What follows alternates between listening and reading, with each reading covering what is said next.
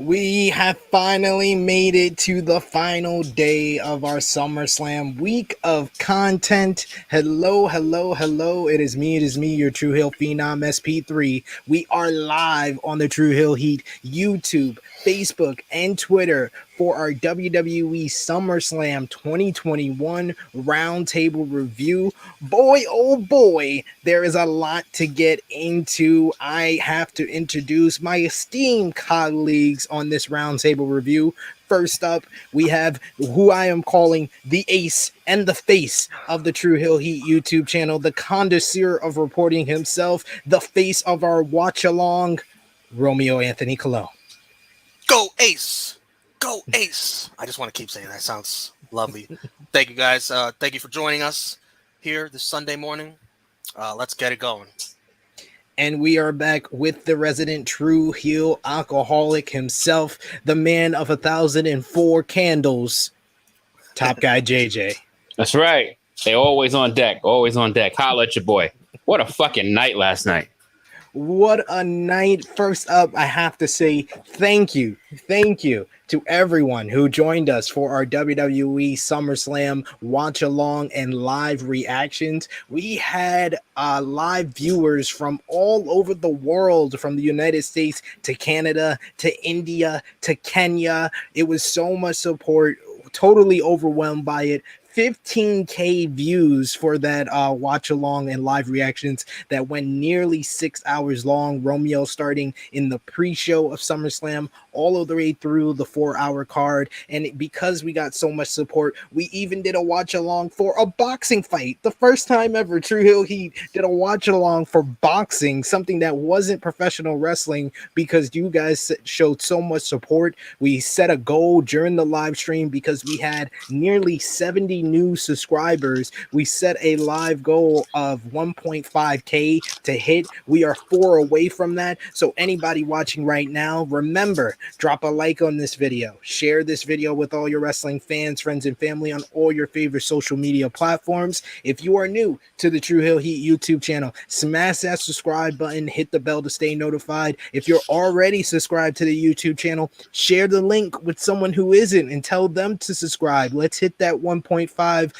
goal today on our final day of the SummerSlam week of content. Not only do you have this roundtable review, we are going live following NXT TakeOver 36 right here on the Tru Heel Heat YouTube channel with a roundtable review of that. So it is a jam-packed day of roundtable reviews, but we have a lot to get into. SummerSlam 2021 was a crazy card, full of title changes, full of dream matches, full of major returns and major booking blunders. So we're going to get into all of that. And of course, for everyone watching us live, leave your thoughts on SummerSlam 2021 in the live chat right here. You can send a super chat if you want to help out the channel. It helps us out very greatly. We're trying to get mics for all of our contributors. You know, so many contributors that we have on the Tru Heel Heat YouTube channel. Your super chats helps us become a profitable channel, and it helps us do these live streams, do more content for you, because we enjoy to do it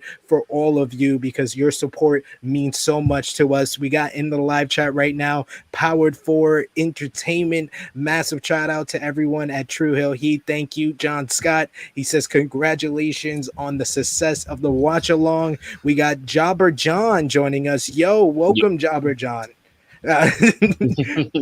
Jobber John, drop a like on this video. If you're new, this is the first time I'm seeing you in the live chat. Hit that subscribe button, good brother. We got MW Network, one of the good brothers. The growth is unstoppable. Congrats, gang. Thank you. We got a Ness in the live chat saying Romeo running on 5-hour energy and Red Bull. This man doesn't need that. He's the ace. He has a battery on his back. He can do it all. Sleep. 5 hours and facts. Truly, that's what I'm running on.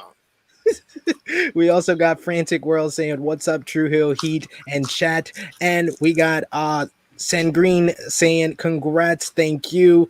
Steven Jenkins, you're watching us on Facebook, and we definitely appreciate the support on Facebook and Twitter. Drop us a like, a heart emoji, an angry emoji, a laugh emoji, however SummerSlam made you feel on that Facebook. But jump on over to the Tru Heel Heat YouTube channel and hit that subscribe button, because we are only 4 subscribers away from 1.5K. And we have our esteemed colleague who is on location, Drunk Guy JJ. He says, my good brothers, he is at the airport right now going from Las Vegas to New York City. So he couldn't join us here on the live chat. But Romeo, I think we prepared something so we can hear the thoughts of our on location correspondent. Yes, he sent us about 4 videos. They're all over the place. I have no idea what we're going to hear, but let's see. I'll start with this one. All right, guys. So this is what's my name? This is drunk yeah, right? I'm drunk. Yeah, this is drunk guy JJ reporting from Vegas. SummerSlam was what time is it? Well, it's 1 o'clock in the morning Vegas time, so it's 4 o'clock on the East Coast, East side of the day. Just give my thoughts. I'm impressed he was able to do that math that quickly.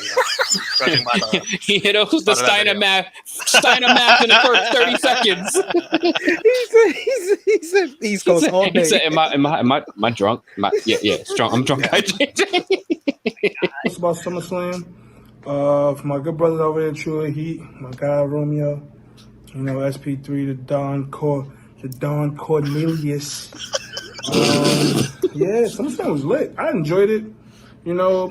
Of course, people going to be upset because, their favorite didn't win, or, Sasha didn't show up like me because, I love Sasha, but she didn't show up. But see, I'm a fan of wrestling. I'm not a fan of just one thing like most people are, so they get in their feelings.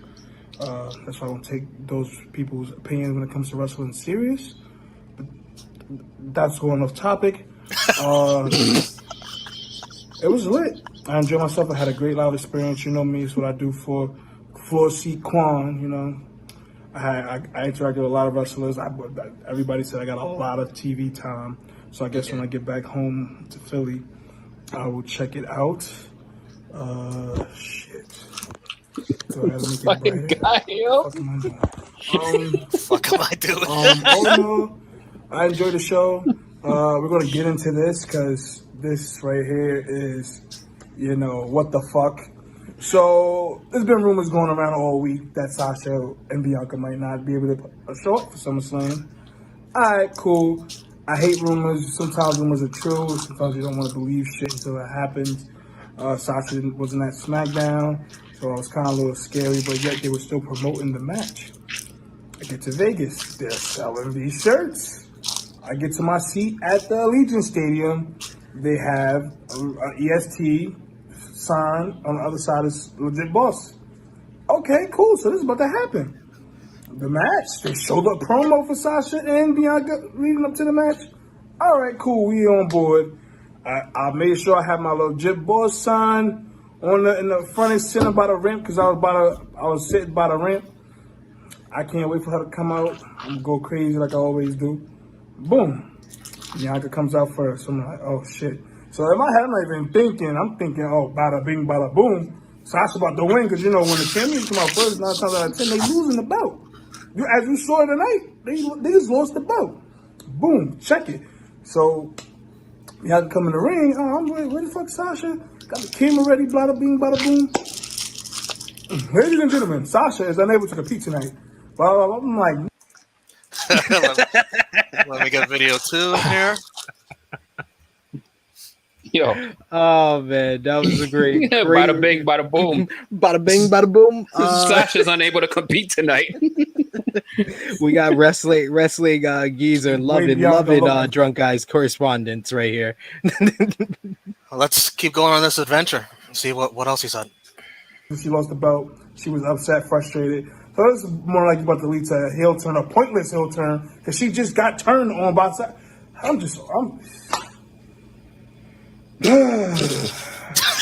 That was the downside of SummerSlam. Other than that, the Viper God won. My man RK Bro, tag team champion. Great, a very fun opener. Did his purpose. Riddle and Orton, I hope they keep the titles for 25 years. I don't even care. You know, I'm a rated R. You know, we got Rise Above tatted on me. You know, rated R superstar for life. Edge with the fucking crazy entrance, yo. The fucking nigga came out with the blue entrance. Yes, yo. sir. Shout out to SP3 because we were talking about this on Twitter too. I told him, I said, yo, so boom. On the other day, I'm like, nah, he could come out under the fire with the bruise shit, and then he can jump into Metalingus. And that's exactly what happened. So I'm going crazy. Ed, you the man! You the man! That was a fire entrance. Of course, Edge and Rollins fucking delivered. Man. Dope match. Cena, Roman. I'm just like going by the things that are important to me, I guess. Cena Roman delivered, great main event. Again, I don't know who better against Cena. I mean, better against Roman anyway. Roman was not fucking losing the title to John Cena. John Cena literally said on SmackDown, verbatim, that guy under me. I am leaving after SummerSlam to go film a movie. I won't be back to WrestleMania. I am going to take the title with me, go to Hollywood, and you won't see me till Mania. Who cheers for that? You're basically saying you're going to take the title, hold it hostage until you decide to come back after doing everything else. That's not, who gives, no. Was not winning. Then Roman put his career on, yeah. They delivered, of course, better than the No Mercy match. I guess we're supposed to forget about that one, right? Roman's just in a league of his own, and then the motherfucking beast returns. Brock Lesnar came out. I'm guessing he's a face now. Paul Heyman looks shook for his life, which I'm kind of, I want to see how they do this, like, how does Brock and what's the dynamic now? I'm sure Brock is being saved for the Saudi show since now they're going back to Saudi Arabia for Crown Jewel. So more than likely let's talk about, more than likely we'll get Brock and Roman at Saudi because, you know, the Saudis, you know, they need to see their favorites. Roman, speaking of Saudi, got Goldberg and Lashley. Thank fucking God Goldberg did not win. He looked like he legitimately got hurt. He almost killed Bobby Lashley. He could even fucking throw him off the top rope properly. Lashley landed on his fucking head. That was scary. I told you these were out of order. As a The order he sent it to me. As a typical review, he's all over the place. He's all over the place. I love we're starting off with his thoughts, his drunken thoughts. This is perfect. And this video's out of order. He's going to talk about, I think, Becky and Bianca again. Nigga, what? That shit got me to take off rip. Then, Carmella's her replacement.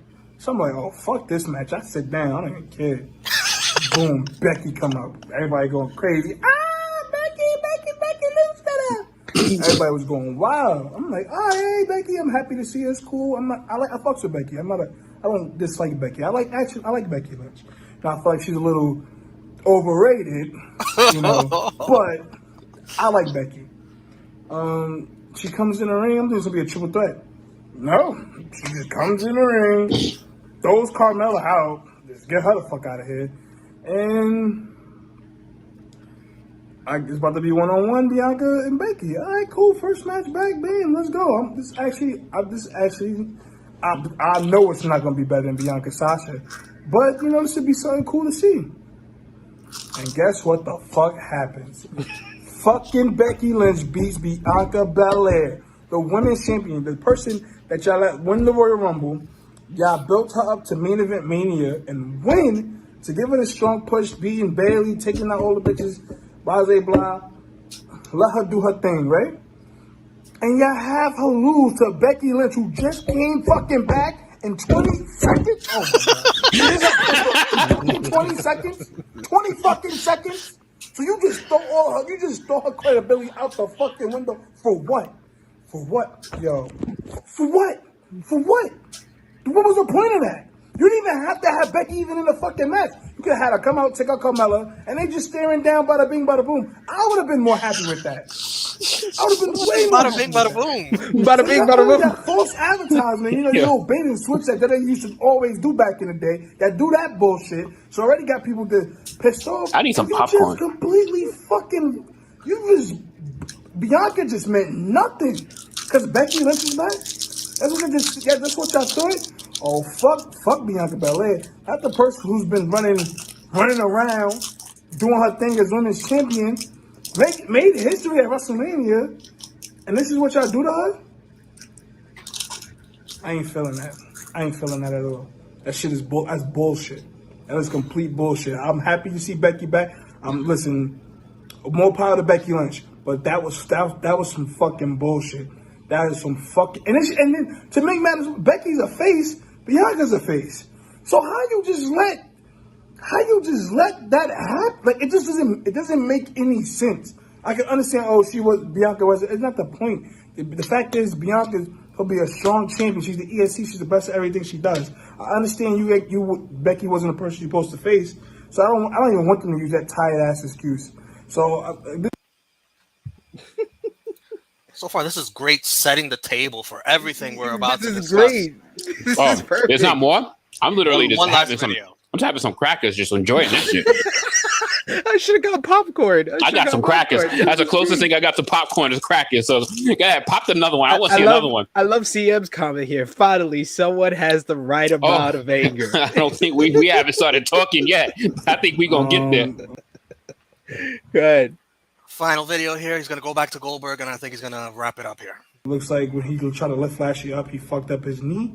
So then I guess he tried to play into his knee being hurt throughout the match, Lashley, and it looked like he was really hurt because being at the stadium, they showed like Goldberg could not walk. Like they tried to help him as much as they could. This man could not walk. So I don't know if he was really selling well, which he doesn't do. So I know that's a crock of shit. And then Lashley, I loved it. Fuck them kids. He choked out Gabriel. What's his name? Gage. Excuse me. He choked out Gage. Fuck them kids. That was dope. I love how MVP said, "Listen, I didn't know who it was. He didn't know who it was. He just came from behind him." Pause. So more than likely, Goldberg's gonna do the whole injuries angle until Crown Jewel, and then I'm sure Lashley and Goldberg will have another fucking match that I do not want to see. Waste of time. Charlotte, Rhea Ripley, Asuka, triple threat. It was what it was. It was cool. Nothing to rave about. No, it was enjoyable. What am I saying? Sorry. Sheamus and Priest, it was what it was. It wasn't bad. It was okay. Shout out to Priest. I wanted him to win, so he did win a title. Fellow New Yorker. Shout out to Damien Priest. Boricua Morena, Dominicano, Colombiano. All in all, I had a great time. I had a great fucking time. You know, this was a very interesting week for me. But we made it, man. That's what I fucking do, man. We go out. Listen, we do the damn thing. But as for match of the night, I'm gonna have to rewatch it when I get home. But from my interaction wise, personally, I'm going to go with Cena Roman. It was crazy. The crowd was crazy, electric from the rip. Edge and Seth, the crowd ended up going crazy eventually, but they did start off a little slow. Cena and Roman, people was going crazy from the beginning. So I'm basing it off my live experience. It can change. I can go home, watch it, and my opinion might change. But as for now, I'm going with Cena Roman. MVP of the night, definitely Bobby Lashley. He got Goldberg. He fucked up Goldberg's old ass, and then he took out his kid. Loved it, and he's still champion. I'm very happy. I fucks with Lashley. LVP is definitely, I hate to say it, but it's definitely Bianca Belair. What the fuck? What the fuck? You are the champion. You know what? Scratch that. LVP is that whole angle. LVP is booking for that. This is LVP. This fucking facade they try to sell us. Knowing good and goddamn well this wasn't gonna happen. This is LVP. That was wonderful. Oh Wonderful recap. man. A wonderful live recap from Las Vegas by Drunk Guy JJ. You Damn. guys in the comments are also killing it. We got Sangreen saying he needs to attend every event and report. The man is gold. Yes, go out of your way, please. If you have a Twitter, go out of your way. Drunken Master JJ. Tag Drunken Master JJ. Let him know you enjoyed his correspondence live from Las Vegas at SummerSlam, and wish him a congratulations as he just had his first baby boy this week. So he's had a crazy week. He's birthed to another child for him, his second child, his first baby boy, and then he was live at SummerSlam and got to experience the highs and the lows there. We and also folks, got Monday nights, you don't have to watch Raw. That's okay. You can watch me and that guy, Drunk Guy, talk about Raw, and it's a lot like what you just saw, really, right there.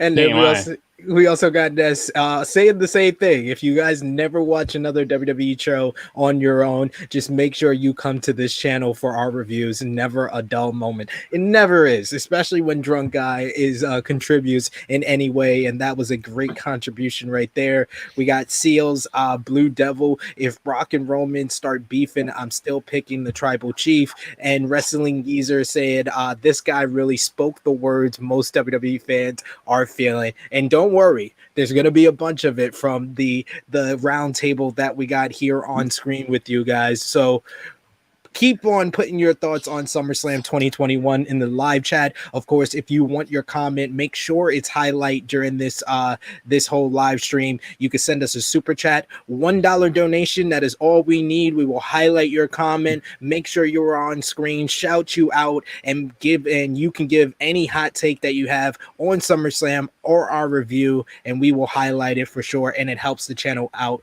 greatly. Romeo, you usually are the quarterback on True Rewind, NX3, Rated Raw Superstars, the watch alongs. Like I said, the ace, the face of Tru Heel Heat over here. So I will let you take it away, sir. And SB3, keep refreshing that subscriber count. Maybe we could hit it during this stream. Absolutely. SummerSlam, August 21st, Las Vegas. Viva Las Vegas. The pre-show, which I saw and you saw along with me if you watch along. It was Biggie versus Corbin, holding on to that briefcase very tightly. And Biggie beat him up. The beautiful spear through the ropes. Did not kill himself. Biggie's got to be careful with that move. He can't kill himself. He can't afford to get injured holding the Money in the Bank briefcase. He's got to take it easy, but he survived this one. The crowd was big time behind Biggie. See what I did there? And Biggie wins in 6:31, the big ending, and gets back his briefcase. Later on in a backstage exclusive, Corbin, pretty down on his luck, says he's down to his last about $30. He has a new stain on his shirt now, too. Bum ass Baron Corbin. Pat McAfee's a fucking man. And I must say I don't have the picture, but there was Logan Paul in the crowd and also backstage during that segment I showed you. So I'm wondering if they're going to incorporate him into Corbin's storyline. Maybe lends him a little money, go gambling, Las Vegas, something like that. I don't know.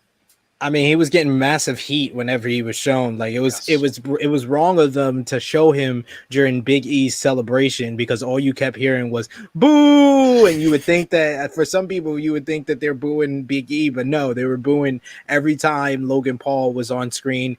I mean, this was a TV match on the pre-show, which usually the pre-shows usually have. I gave it 2 stars. It was decent for what it was. I do agree with you that Big E didn't need to do the spear off the apron to the floor, especially for what we would see later on in the night. That kind of took away from it because a lot of this we hear a lot with other promotions besides WWE. But when you see 100 super kicks, 100 Canadian destroyers, they have a law of diminishing returns. So if they knew that someone else was going to do the same move later on the night, there's no reason for Big E to do it during the pre-show when not everybody is even in the building. So that was my only nitpick, but otherwise it was perfectly fine for what it was. Top guy? Yeah, I mean, it's a pre-show match. I mean, I'm glad that this story is kind of like over with Corbin stealing the briefcase and whatnot. And it really wasn't entertaining for me to begin with, because it's like, all right, he can't really use a case anyway. This has no merit. This literally has no merit or meaning. Match wise, yeah, I mean, I completely agree. 2 stars. I mean, it's nothing to write home about, but it wasn't like, oh my God, like I'm so mad I saw this. Like, cool, nice little fun nice little fun way to open the show. So I'm just glad he got his case back. Now he can move on, actually get more important in the SmackDown realm, because that really was a setback for 2 weeks. I clearly understand why they did it, because they wanted to pump the main event, but now it's over. Let's enshrine him back into a bigger role. I agree. So the actual show starts, and they've reached out to Mike Tyson. They were trying to get him to voice the opening video, which was very Vegas themed, ending with the chip in Roman's hand saying "acknowledge me." Very nice. You can't get Mike Tyson because I'm all elite. Stupid. Stupid. Because Molly, stupid.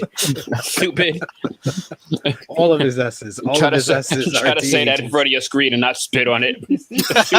Stupid. Molly, stupid.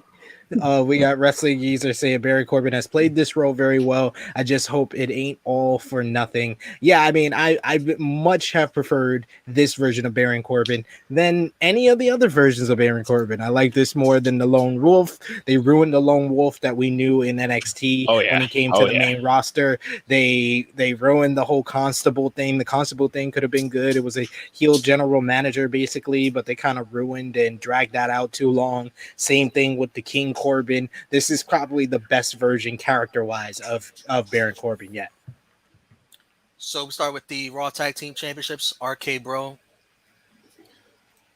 in their wonderful entrance here. Drunk Guy was able to send us this pick. Nice. Versus Beautiful shot. AJ Styles and Omos. And some nice spots in this match. Omos choke slamming Riddle on the apron. Looked like the monster he was advertised as. Yes. Vintage AJ Styles with the moonsault to the outside into the reverse DDT on Riddle. But in the end, Randy Orton gets the RKO on AJ Styles in 6:31 and new Raw Tag Team Champions, RK Bro. And finally, they've been building up to it. Randy finally does his pose behind Riddle. Are they officially bros? Not really, as later on backstage, RK Bro said they're ready to defend the titles no matter what, but Orton still didn't look thrilled about it. My only gripe with this match, I thought it was an okay opener, very short. My only gripe was that the storyline, it seemed like they were building up to Randy Orton, at least, RKOing Omos, because he couldn't. I thought maybe him and Riddle will team up and do it together. But no, Omos doesn't take one. Omos doesn't eat the pin. It's AJ Styles. I think we know why already. I mean, we knew AJ Styles was going to take the pin, to be fair, but I just think that they were building up that RK Bro had to work together to beat this team, to beat Omos, but they didn't do that. They beat I do agree there. I thought that this would finally be the match where Omos took a bump, and we still now almost a full year into his WWE main roster run. Almost. We haven't seen Omos take a bump yet, and he did the typical big man thing of running at walking speed into the ring post, and that's how he was eliminated from this matchup. I expected AJ Styles to take the loss, though, the pinfall loss for the team when they ever lost the Raw Tag Team title, so that wasn't too much of a surprise. But I do agree with you that I thought that this would finally be Omos taking a bump, preferably maybe a double RKO from RK Bro, but we didn't get that. Still, this was a fine opener. I thought it was a lot of fun. The crowd was very much into RK Bro. They are very popular with the fans in Las Vegas. They're very popular with any fans, as we've seen on Monday Night Raw as well. So I thought this was a good way to start the show, and I gave it 3 stars. Top guy. Yeah, completely agree. I mean, it's pretty solid opener, and yes, best pose in the game right now. Best pose in the game right now. You can't even front on that. Best pose in the game right now between those two.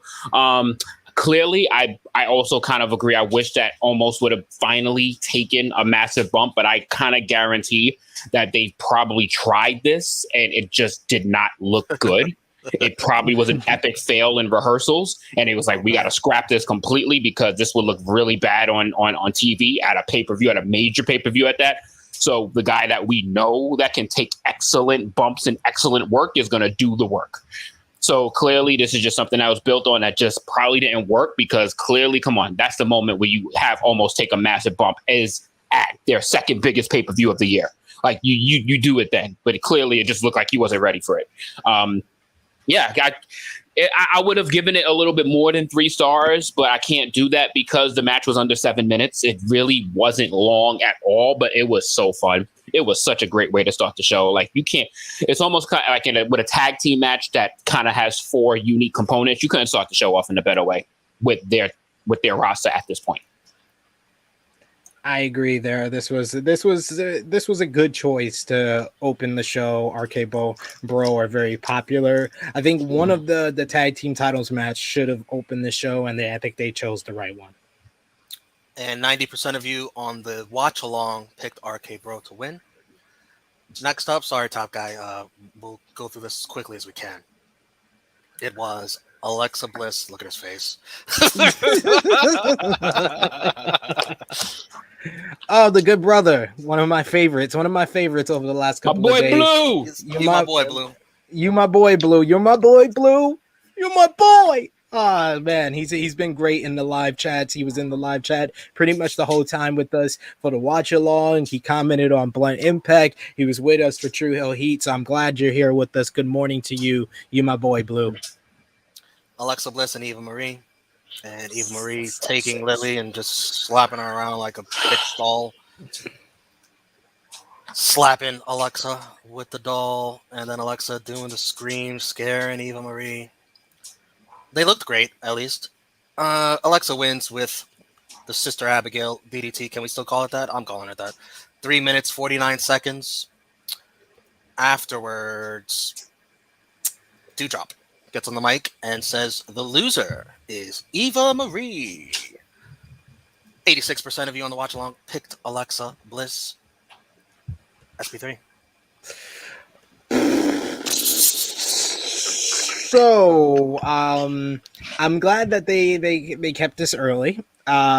This gets 0 stars from me. I'm not gonna give it it's a dud. It went a whole lot longer than I think it should have went. What was the exact time, Romeo? Do you have that? 3:49.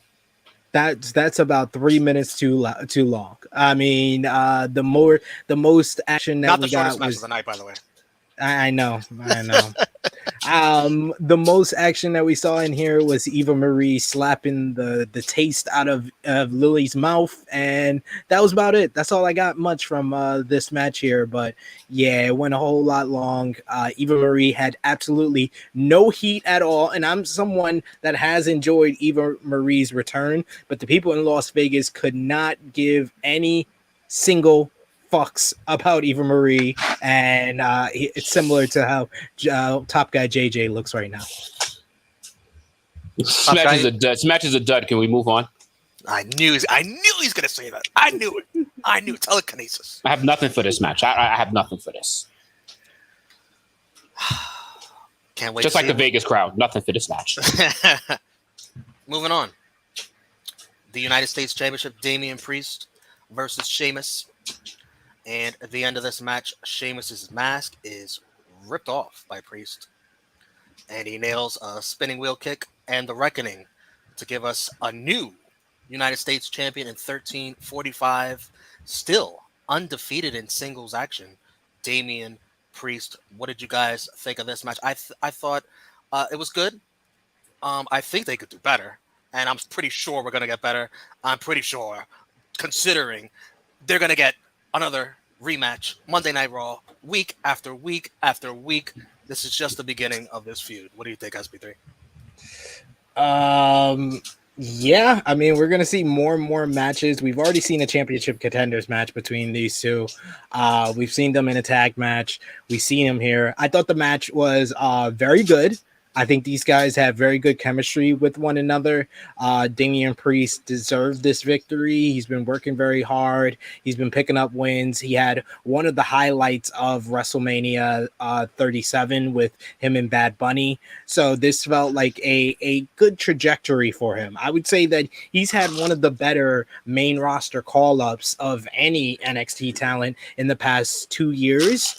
I think that it's been a steady progression. Paired him up with Bad Bunny at WrestleMania. He has the highlight match here for the U.S. Championship, and I felt like this was the best match on the card so far into the show. I gave this 3.25 stars.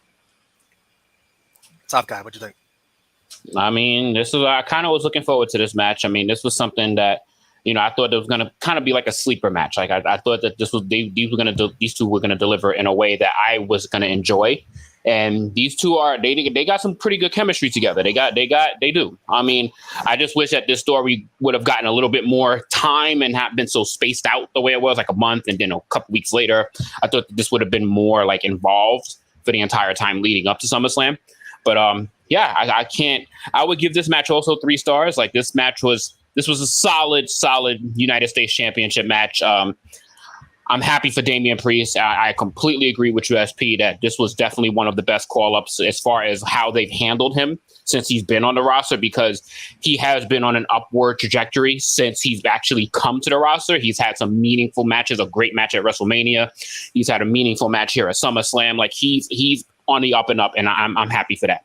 But guys, I love y'all. And we got over 20 people on here, just across our platforms, but we got 2 likes, guys. Come on. What's up with y'all? Come on, guys. Up those annies. We know y'all love us. But up those annies. Put those thumbs up. Hit the button, guys. Guys. We always appreciate it. Keep on giving your thoughts in the live chat. That is always appreciated as well. We got you, my boy Blue, saying the Xavier Woods Miz and Morrison spot could have replaced this match. We also got Jediah Steele saying, can we get one of these mid-card titles to mean something? I mean, it meant something. It meant that the other mid-card champion could get an entrance on this show just so Pat McAfee could dance. Nick Jackson says, happy for Priest, just glad that right man won, and props to Sheamus. He's always been a very consistent performer. Yeah, we got to give props to Sheamus. Sheamus has been probably the most consistent in-ring performer, like week to week, of anybody on Raw or SmackDown. He usually has the match of the night on Monday Night Raw. He had a good series of matches with Drew McIntyre. Yes. He had a great match with Riddle at WrestleMania when he won the U.S. Championship. He delivered with Ricochet in his run. He's delivered with Humberto Carrillo, and then he delivered here with Damian Priest. So definitely Sheamus deserves their respect. A worker's worker, man. 69% of you on our watch along picked Priest to win. And next up, we have the SmackDown Tag Team Championships, the Usos versus the Mysterios, Dominic and Rey. And at the end of this match, it was a double super kick by the Usos on Rey Mysterio, and the big time splash for the win for the Usos in 10:05. And still tag team champions, the Usos. Unless I missed it, Dominic didn't really fuck up like I was expecting him to do, so that this storyline between him and Rey can heat up. But I still think that's on the way. Yeah, it's definitely on the way. It's coming. Yeah, you got to build up to these things. Yeah. I thought it was premature that people thought we were going to get the turn here because they just started the story. And yes, typically WWE would just blow it off in one show, but I think they're taking their time with this. This probably is a lot to do with Rey Mysterio and their trust in Rey Mysterio and him wanting to tell this story. So I think they are going to give it time. And this seems like the type of match, Rey versus Dominic, to go down at a major show. So whether that's Royal Rumble or WrestleMania, I think we're months away from the official turn of Dominic Mysterio. And I've said this on Sportskeeda Wrestling on the SmackDown review, and I'll say it here. I think that the next chapter should be inserting someone else who can get over in this story into the story of the Mysterios, because they got to do something different. We can't go back to the Uso matches, which I'm pretty sure we are going to probably get a Mysterio versus Uso for the next 4 weeks on SmackDown, because that's just how WWE books their main roster. But to switch it up, I would insert a Zelina Vega. although Selena Vega, we all know, is married to Malachi Black, that is Thea Trinidad. That's not Selena Vega. Selena Vega, the character, could find her a love interest on TV, and that love interest could be Dominic Mysterio. Because if you got a young man who's getting a little too big for his bridges against his father, insert a female into there, his cockiness will go even more up. He'll try to overcompensate even more to impress his girlfriend, and there it would cause more dissension with his father. So I think it would be a good way to up the ante and progress the story of the Mysterios. At the same time, you're putting over Selena Vega in something else where she doesn't have to lose every goddamn match. I like that idea. Or at least have Dominic at least enamored by her, very distracted, fucking it up for his father. And let Zelina be a heel too. Use Dominic. That'd be cool. Top Guy, what'd you think of this tag match? It kind of under-delivered for me. Like, I'm not gonna lie. Like, I was expecting a little bit more out of this match. I thought this would have honestly been a better wrestling match between the two tag matches tonight. And to me, the Raw one was head and shoulders better than it, and even in a shorter time.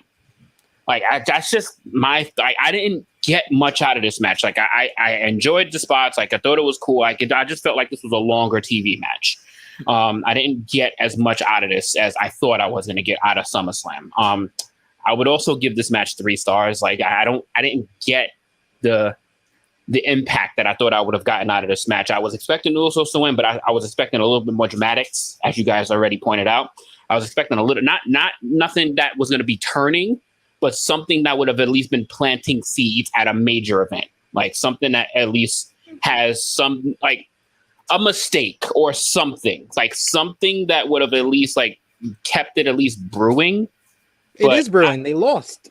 Yeah, but it just. No, but I get what Top Guy's saying. Like, it feel like they just lost. Like, they just flat out lost. So there's no reason for there to be any tension because they literally just lost. There wasn't. But that's been the whole story. It hasn't always been. The whole story started because the Usos were smarter than them and worked better as a team, and then that led to Dominic overcompensating and trying to cheat to match the Usos. But you just needed a straight up tag team title match, in my opinion. Here, you needed to see who was the better team so we can move on from this. Because if there was like something where Dominic and Ray had a miscommunication and they lost, that's just going to lead WWE to say, oh no, we got to go back to this match because we need to put a stamp on this feud where one team is better than the other. That's why I'm perfectly fine with the Usos just winning clean without Dominic and Ray having any miscommunication or them cheating. They didn't need all of that. We needed the Usos to get a win here so we can move on. And that's why I gave the match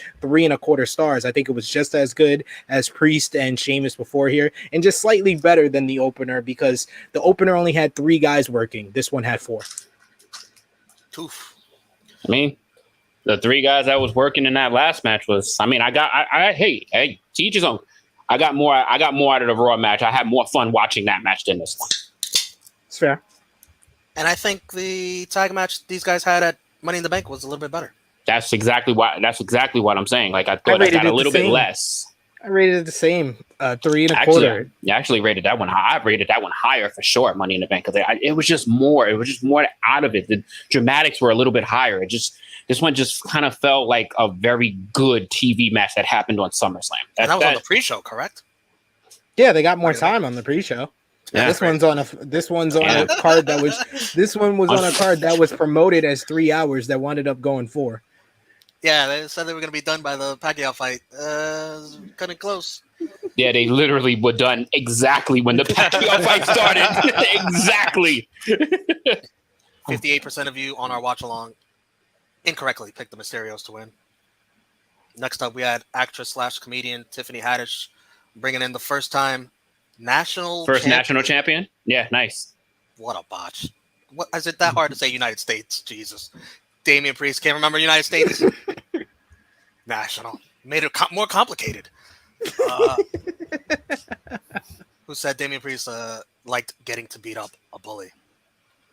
And Tiffany Haddish, she had the blonde hair, and it made me think of, the different female competitors that could have been on the show, like, Shotzi Blackheart and Shotzi Blackheart has her signature, green hair. You know that Tru Heel Heat has its own Shotzi Blackheart?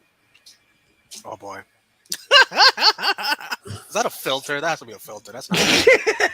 That's Kelvin. That's Kelvin Blackheart. Kelvin Blackheart. You may have seen him on our A&E review WWE of Booker T. But yes, he went full Shotzi. It's not a filter. He said he went full Shotzi and dyed his hair. That's Yo, our Romeo, Calvin. go get your man's, B. That's our Calvin. That's our man. It's our man. That's how wacky ass Tru Heel member. Speaking of wacky ass, next up we got Rick Boogs introducing King Nakamura, which meant it was time for Paul McAfee to dance on the announce table. I love in this. front of Michael Cole. I love this. McAfee looks like he's going to the club. Like, yo, if you're gonna have an intermission, have it be like this. Like, this was an intermission. Clearly, this was fun. It was fun. This was much better than the intermission that we got later on in the night. Sakes. Much better in my opinion, and shorter even. Sad news, as Drunk Guy mentioned earlier. The women's title match for SmackDown. No Sasha Banks. Unable to compete. Nothing further than that. The good old bait and switch. So out comes Carmella, and I'm like, oh, great. But that doesn't last for long because the man's music hits. The man comes around. The man is in Las Vegas. Becky Lynch to a big, big, big pop.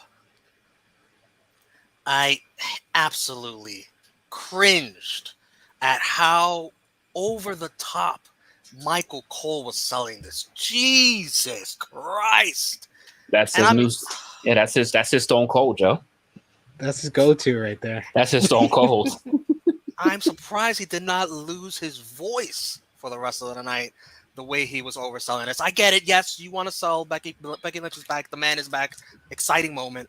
But I thought it was way too much from Cole.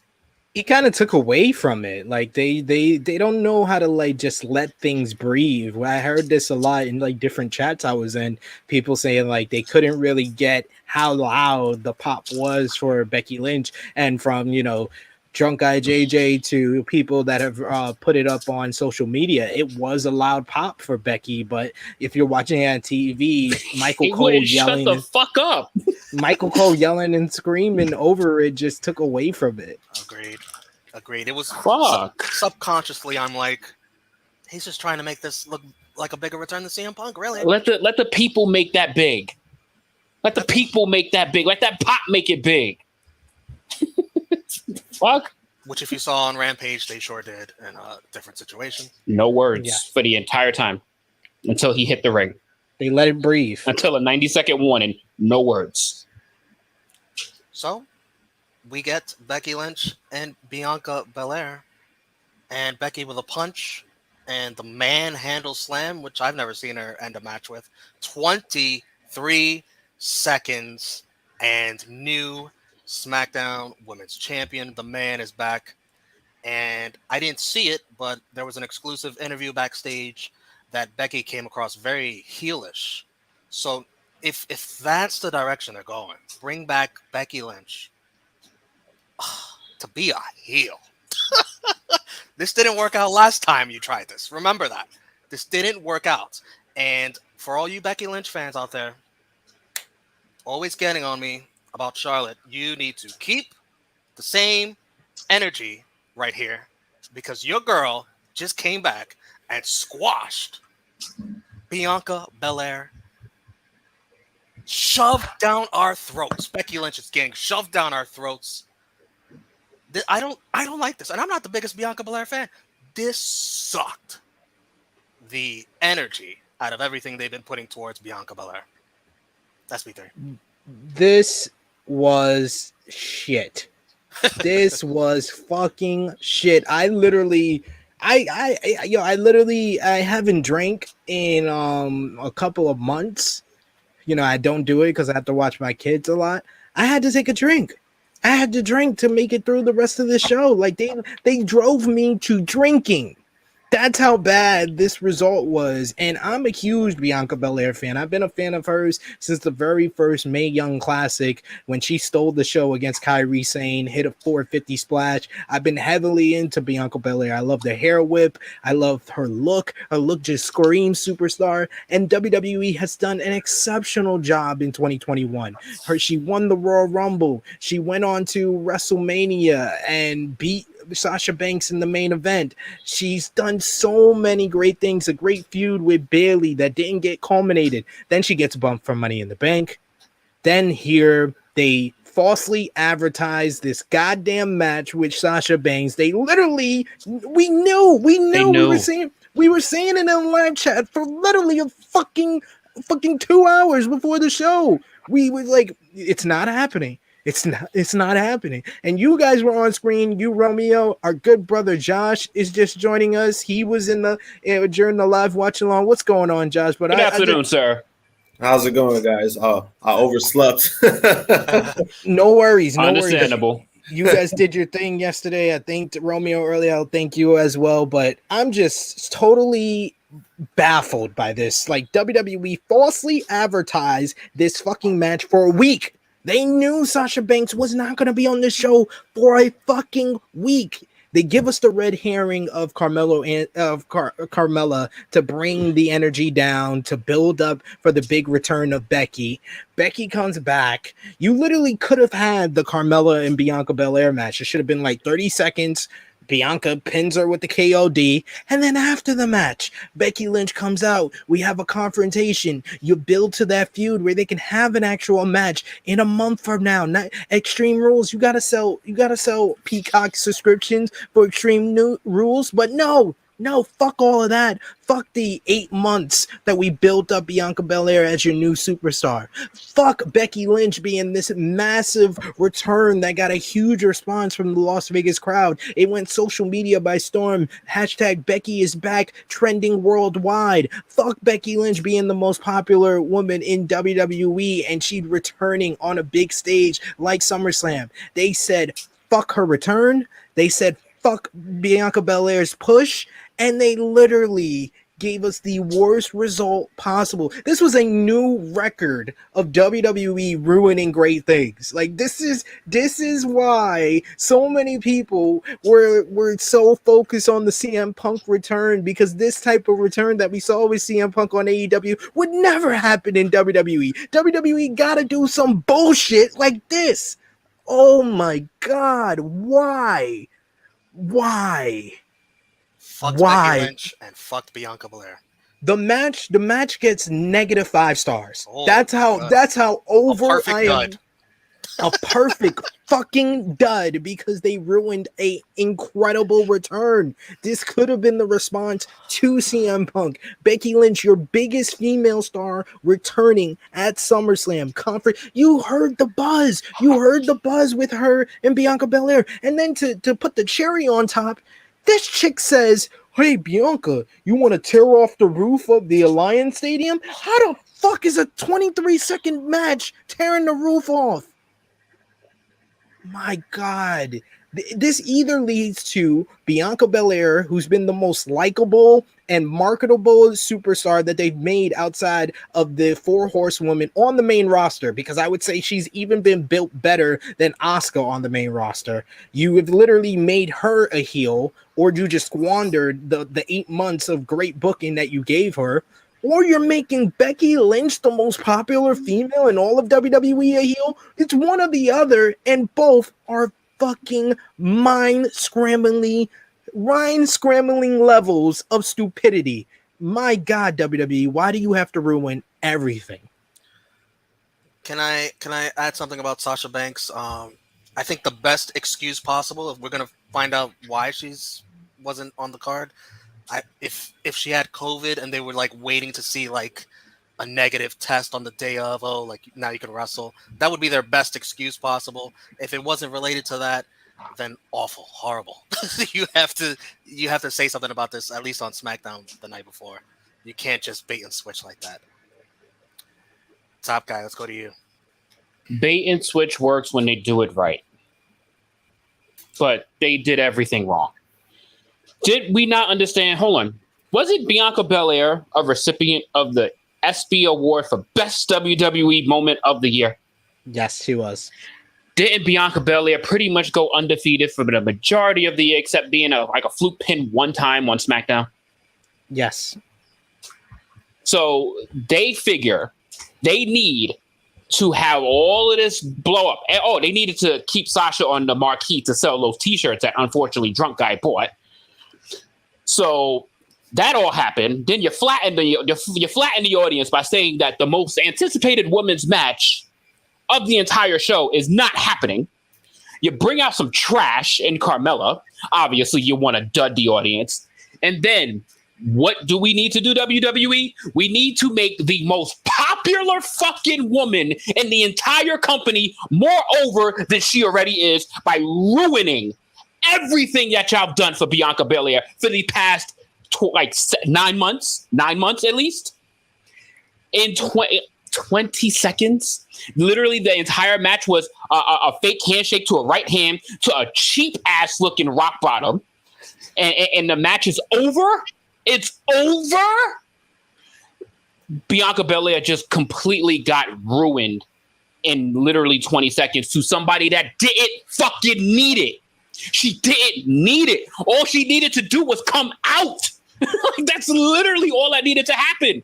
She's the biggest face in WWE, with all due respect to all of the other women. She is the biggest face that there is in the company. All she had to do was show face, and that place would have went fucking apeshit. And how dare you, Becky Lynch, say we need do you want to tear the roof off this joint? And you tear the roof off this joint by a fucking squash to the woman that they literally protected for the past 9 months to make you look good? I dare anybody try to defend this bullshit. This didn't need to happen. It didn't need to happen. That's why it's so blasphemily stupid. She didn't need it. That's why it's so painfully, exaggeratingly annoying. It wasn't needed. It wasn't needed at all. It's Becky fucking Lynch. It's Becky fucking Lynch. Why does she need this? What? Oh my God. The moment of the year. Becky Lynch, Sasha Banks was not going to squash Bianca Belair. Nope. How the fuck is Becky Lynch in the right to do something like this? And how fucking shitty is this for Bianca Belair? To literally have this moment this was her first SummerSlam, her first fucking SummerSlam, her first time appearing in SummerSlam. Clearly, and you even see by her gear how much thought process she had just to have this moment. And then they just took this shit all away because they wanted to make fucking Becky Lynch look more over than she already is. It's something that we could fucking tear to shreds for the entire roundtable, but we have so much more to get into. But the head and shoulders, I say this is the worst thing that WWE has done all fucking year, because this was the most unnecessary thing that they had to do. This had no wins for anyone involved. This didn't work for Becky. This didn't work for the crowd. This didn't work for Bianca. This doesn't work for WWE future booking. I don't give a fuck if she's going to become a heel. This is all dumb. Two great back-to-back rants right there.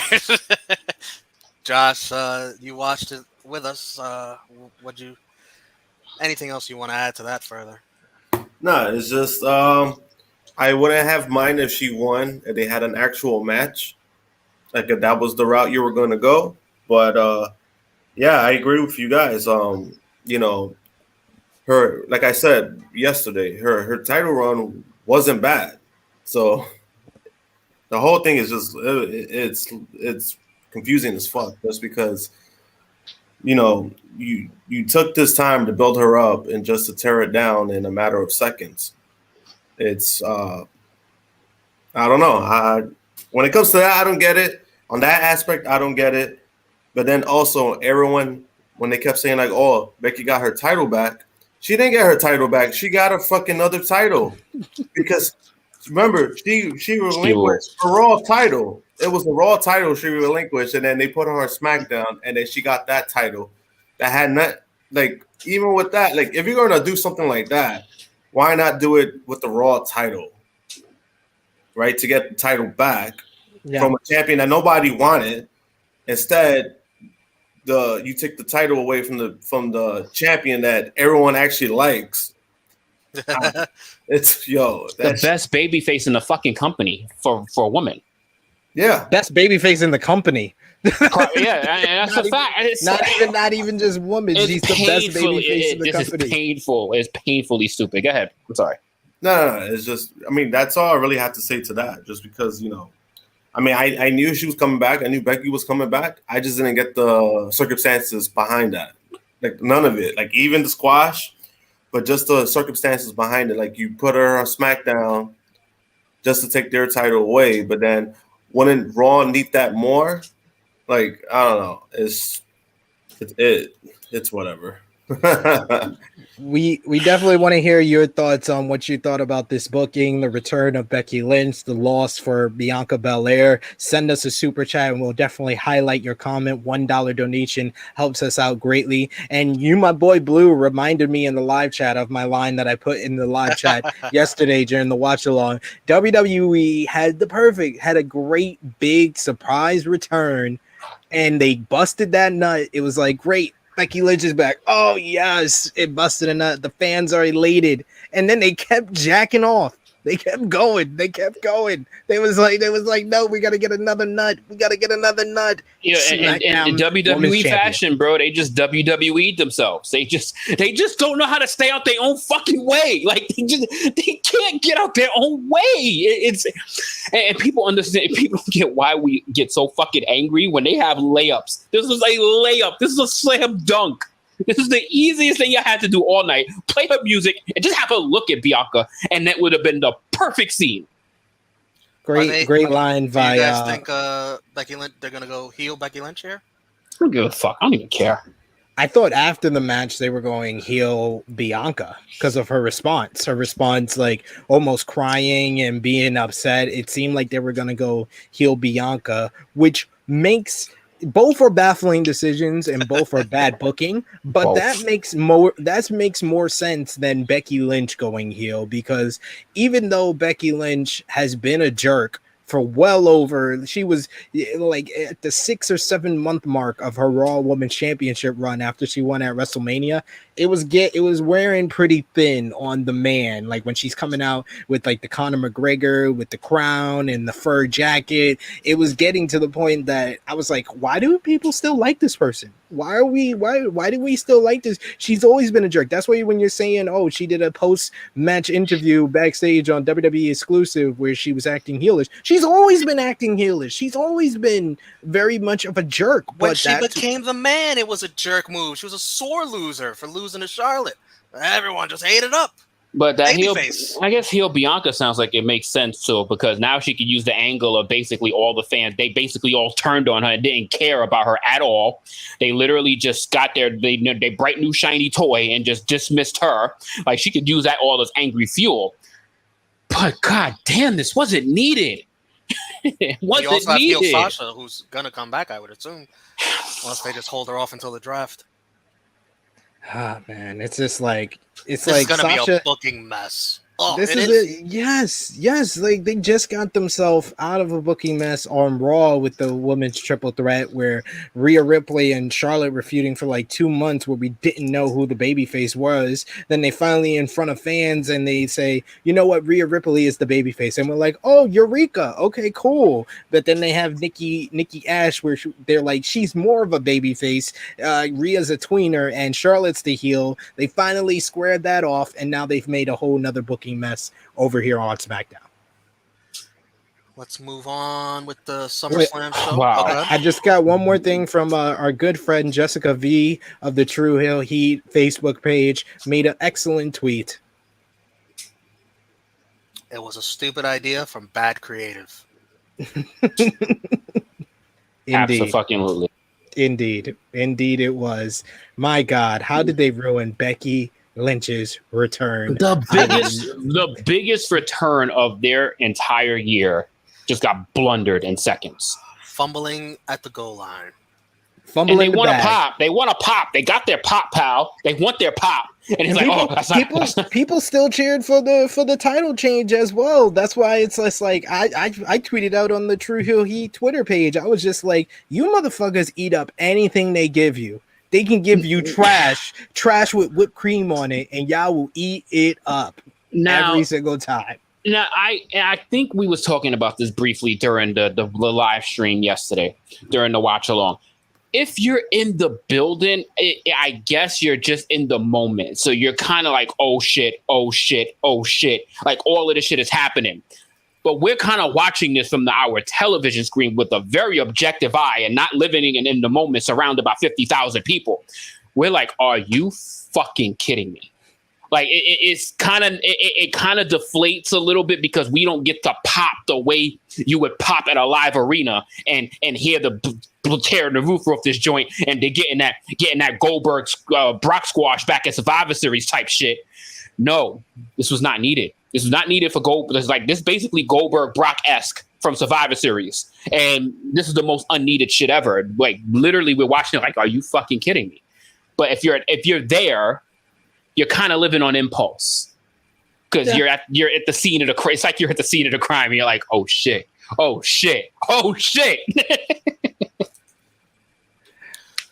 I'm looking up Becky's return video on YouTube on WWE, and it has almost 3,000 thumbs downs. 3,000. That's crazy. That speaks volumes, man.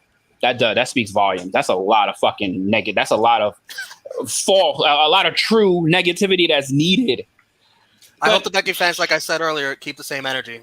They won't. That they hurl towards Charlotte for what she does. They won't. They'll say she deserved it. Yeah.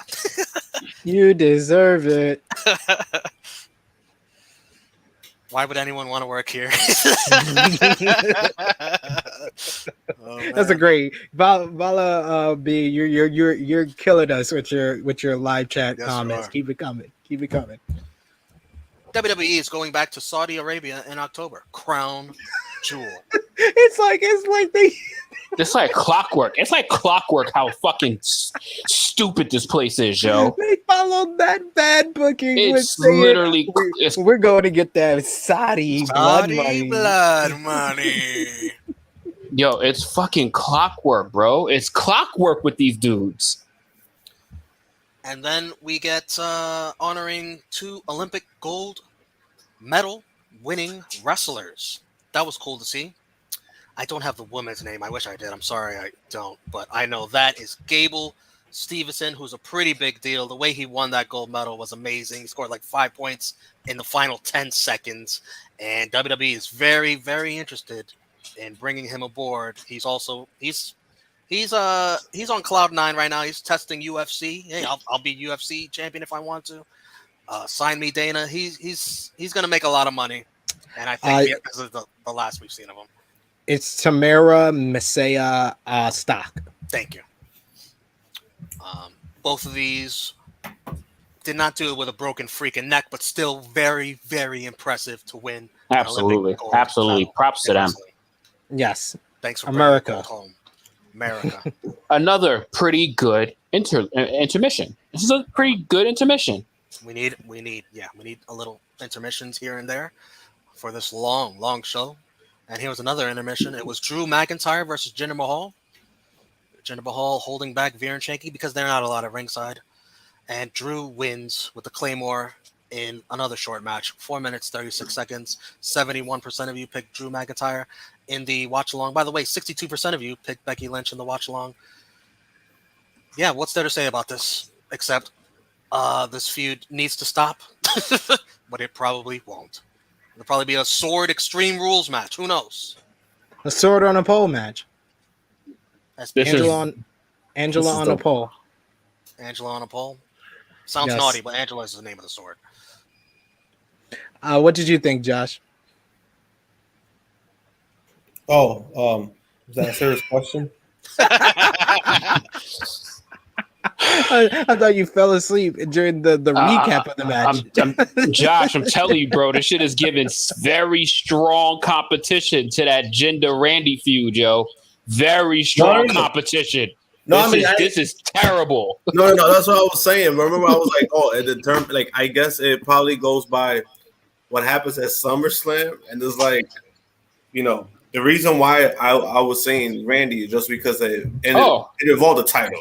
Yeah, they were both trash. Yeah. They were both trash. It involved the title, and freaking this dude, like, it didn't do nothing for Randy Orton, but this shit, I don't know. I just wanted it to be over. Like, it's just retarded. Like, the gist of it, I don't get. Like, it just became corny. Drew, as much as I love Drew McIntyre, this is like probably like one of his worst runs. Like, oh man.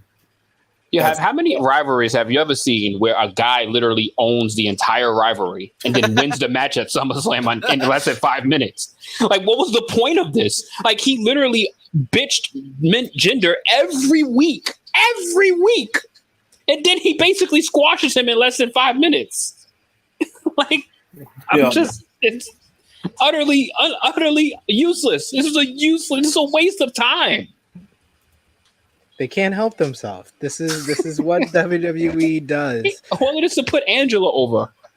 I mean, I gave this match a star. I missed most of it, but I did rewatch it before we did this review. Like I said, I was getting some liquor at the time of this match because this immediately followed what we saw with Becky and Bianca.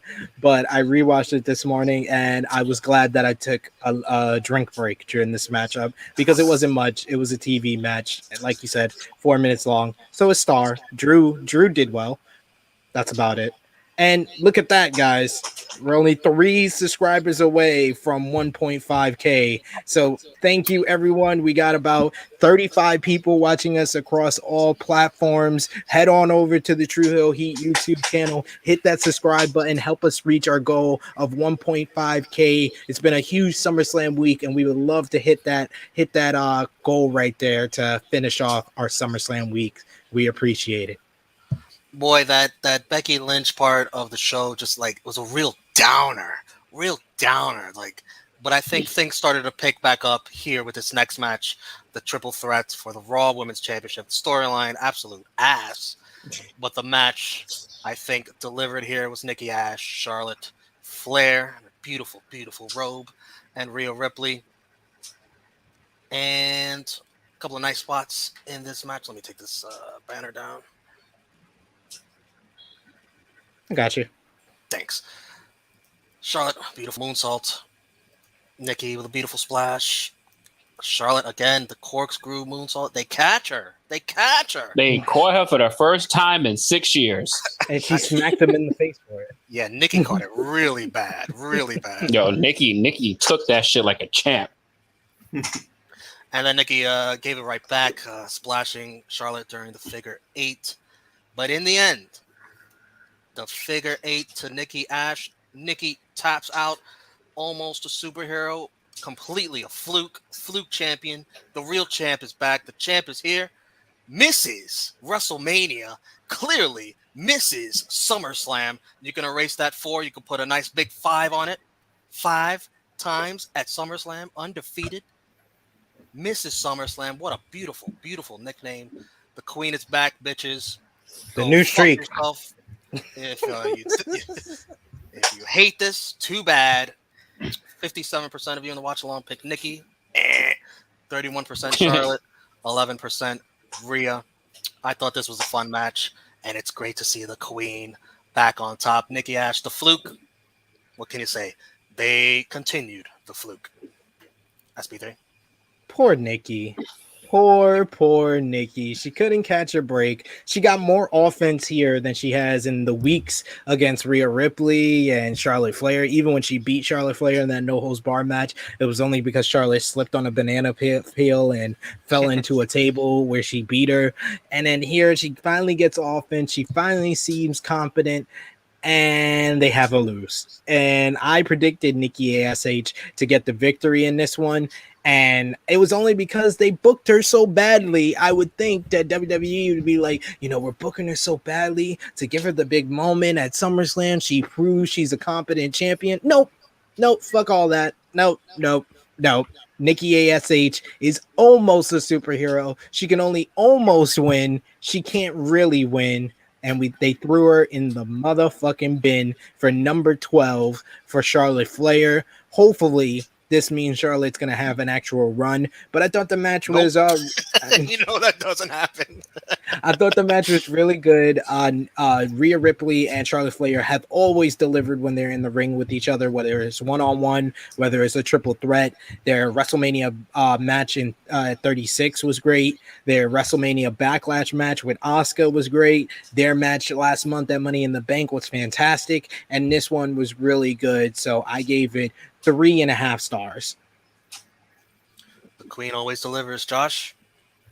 I give it about 3.25. Like this, it really delivered, especially from that downer from the last two matches. It was a little surprising just because the build up to this has been complete ass. So for them to have a good match, at least that was a plus for me. What did you give it star rating wise? Oh, 3.25. All right, with Romeo stepping away, gotta introduce. We have a 5th member of our roundtable. You enjoyed him at the start of the show so much, we had to bring him here live and in person. I don't know. We're gonna ask him if he's still in Las Vegas or is he already home. But the star of the show is here, Mr. Vegas himself, Drunk Guy JJ. Sup, champ? I'm sober guy JJ now. Yeah, long night. Clearly didn't get on my flight, which is not good. He's still in Vegas. How did you miss your flight? Did you miss it? You fell asleep? Yeah, a little bit of both. But the next one's at 12. Well, 3:00 East Coast time. Okay. Don't do drugs and drink, people. That's my Valuable lesson for the day. Valuable lesson. Very valuable. It happens to the best of us. Nothing new. Yeah, exactly. It's another day. Another day, another dollar. This is like this is like saying water is wet at this point when it comes to. I can't deal with this fucking guy. It's very wet. Pause. It's very wet. Well, Drunk Guy, we just talked about Charlotte versus Nikki ASH versus Rhea Ripley. What was your thoughts on the match and your star rating? Yeah, the match was cool. Once Nikki came out first, again, the champion opening curse. I knew she was losing. Good for Charlotte. Charlotte shouldn't have lost the belt to begin with. I get the whole Nikki Ash cashing in for a moment. I don't like how they hot shot the Money in the Bank now. They don't let them build with the briefcase, which is fucking insane. Nikki Ash is not an established type star yet. She's still building up with this new character. So I didn't like that they let her cash in at Money in the Bank to begin with. But anyway, I was going off the rails. I get the match at 3.25. Very fun match. Not the best triple threat women's match. The Backlash match with Asuka was better. But this was cool. It's cool for what it was. And you said star wise, what did you give it? Yeah, 3.25. 3.25. By the way, JJ. Drunk Guy, your video review was entertaining. Fucking hilarious, when we got through that. My goodness, we played it in the beginning. I see. Yeah, I saw a little bit of it. I was like, oh shit. I muted my microphone. I had muted my mic and started eating crackers. I was like, this shit. Popcorn. I was fucking finished last night, man. I went to the MGM. Alcohol started flowing. Then I went to Fat Burger. Right. I came back to the hotel. I was like, damn, let me do this video for Romeo before I go to bed. Carnage Pain loved your video from last night. A lot of viewers loved your video of last night. We're talking about this Thank video. You guys. Let me play it again real quick. This was fun.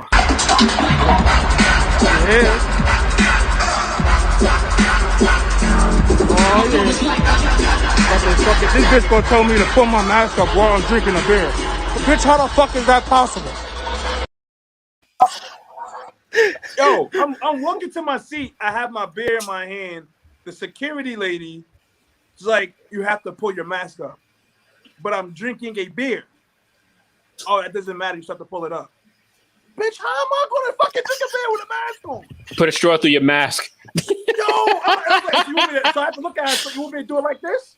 Like, what is? Are you retarded? Are you the R word? What the hell, man? She's like, yes. She's like, yes. Yes. Are you the Pull your mask R-word? up, though. Pull your mask up still. Insane. Yeah, it's wild. Are you the R word? Awesome. Volleyball says, "Get back on the bottle, pal." Absolutely not. He's like, I'm trying to miss another fight. I've drunk enough for the rest of the year. This weekend, I'm good. Oh, ladies and gentlemen, major announcement. Tell a friend to tell a friend to tell a friend to tell another friend. Uh-oh. We are closing in on the goal.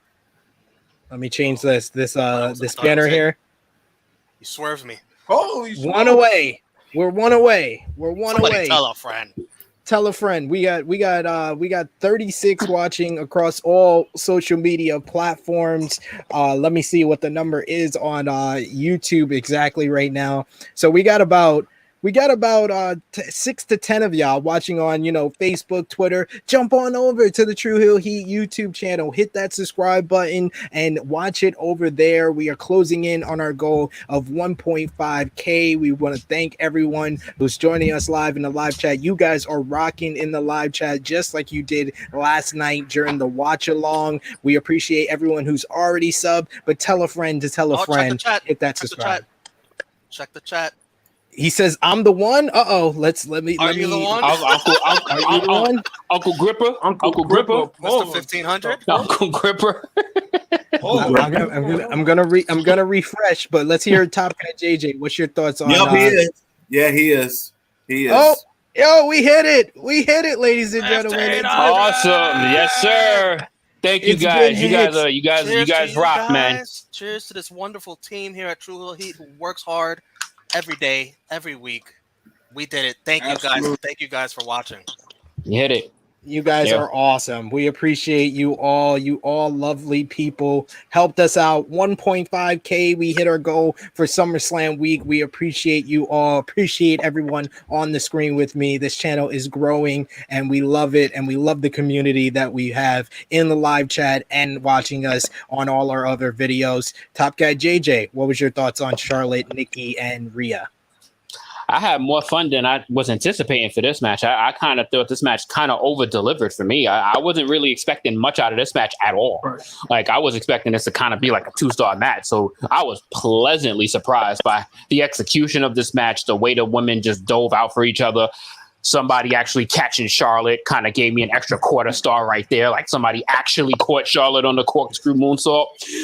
It was a fun. I had a lot of fun watching this match. I would give this match 3.5 stars.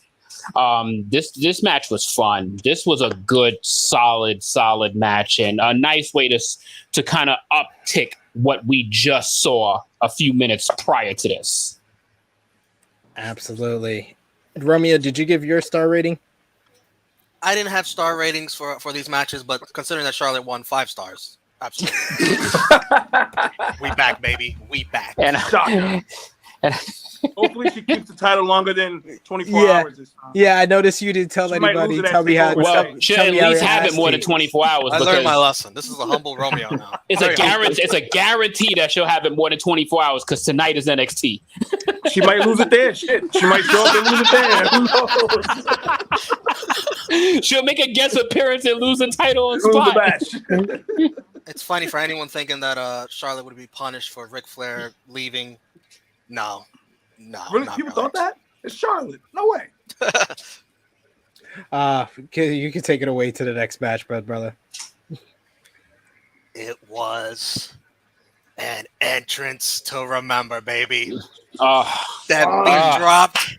Rude. Edge, awesome entrance. Drunk Guy and fucking marked out for this shit. I didn't think it would happen, but holy shit, it happened. That was great. And it morphed right into his regular entrance, which was also cool. Very, very, a lot of fun there. Edge versus Seth Rollins.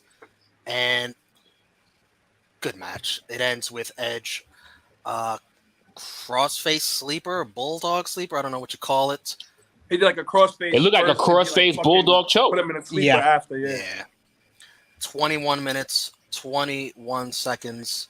Edge wins. No aftermath here, but a really fun match. My match of the night, spoiler alert. And 51% of you picked Edge on our watch along to win. Very close. Very close. What'd you think, SP3?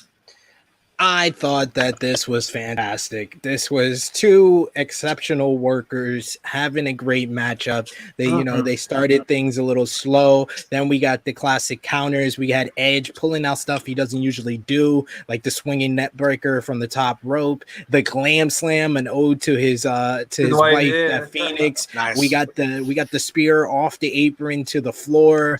We got him trying to do the kill switch, engage. They still show love for each other. Edge and Christian won't die. That's why they're one of the greatest tag teams of all time, because they show love to each other regardless. I loved Seth Rollins pulling out the Money in the Bank 2016 reverse of the spear into the no hands pedigree. That was a great spot right there.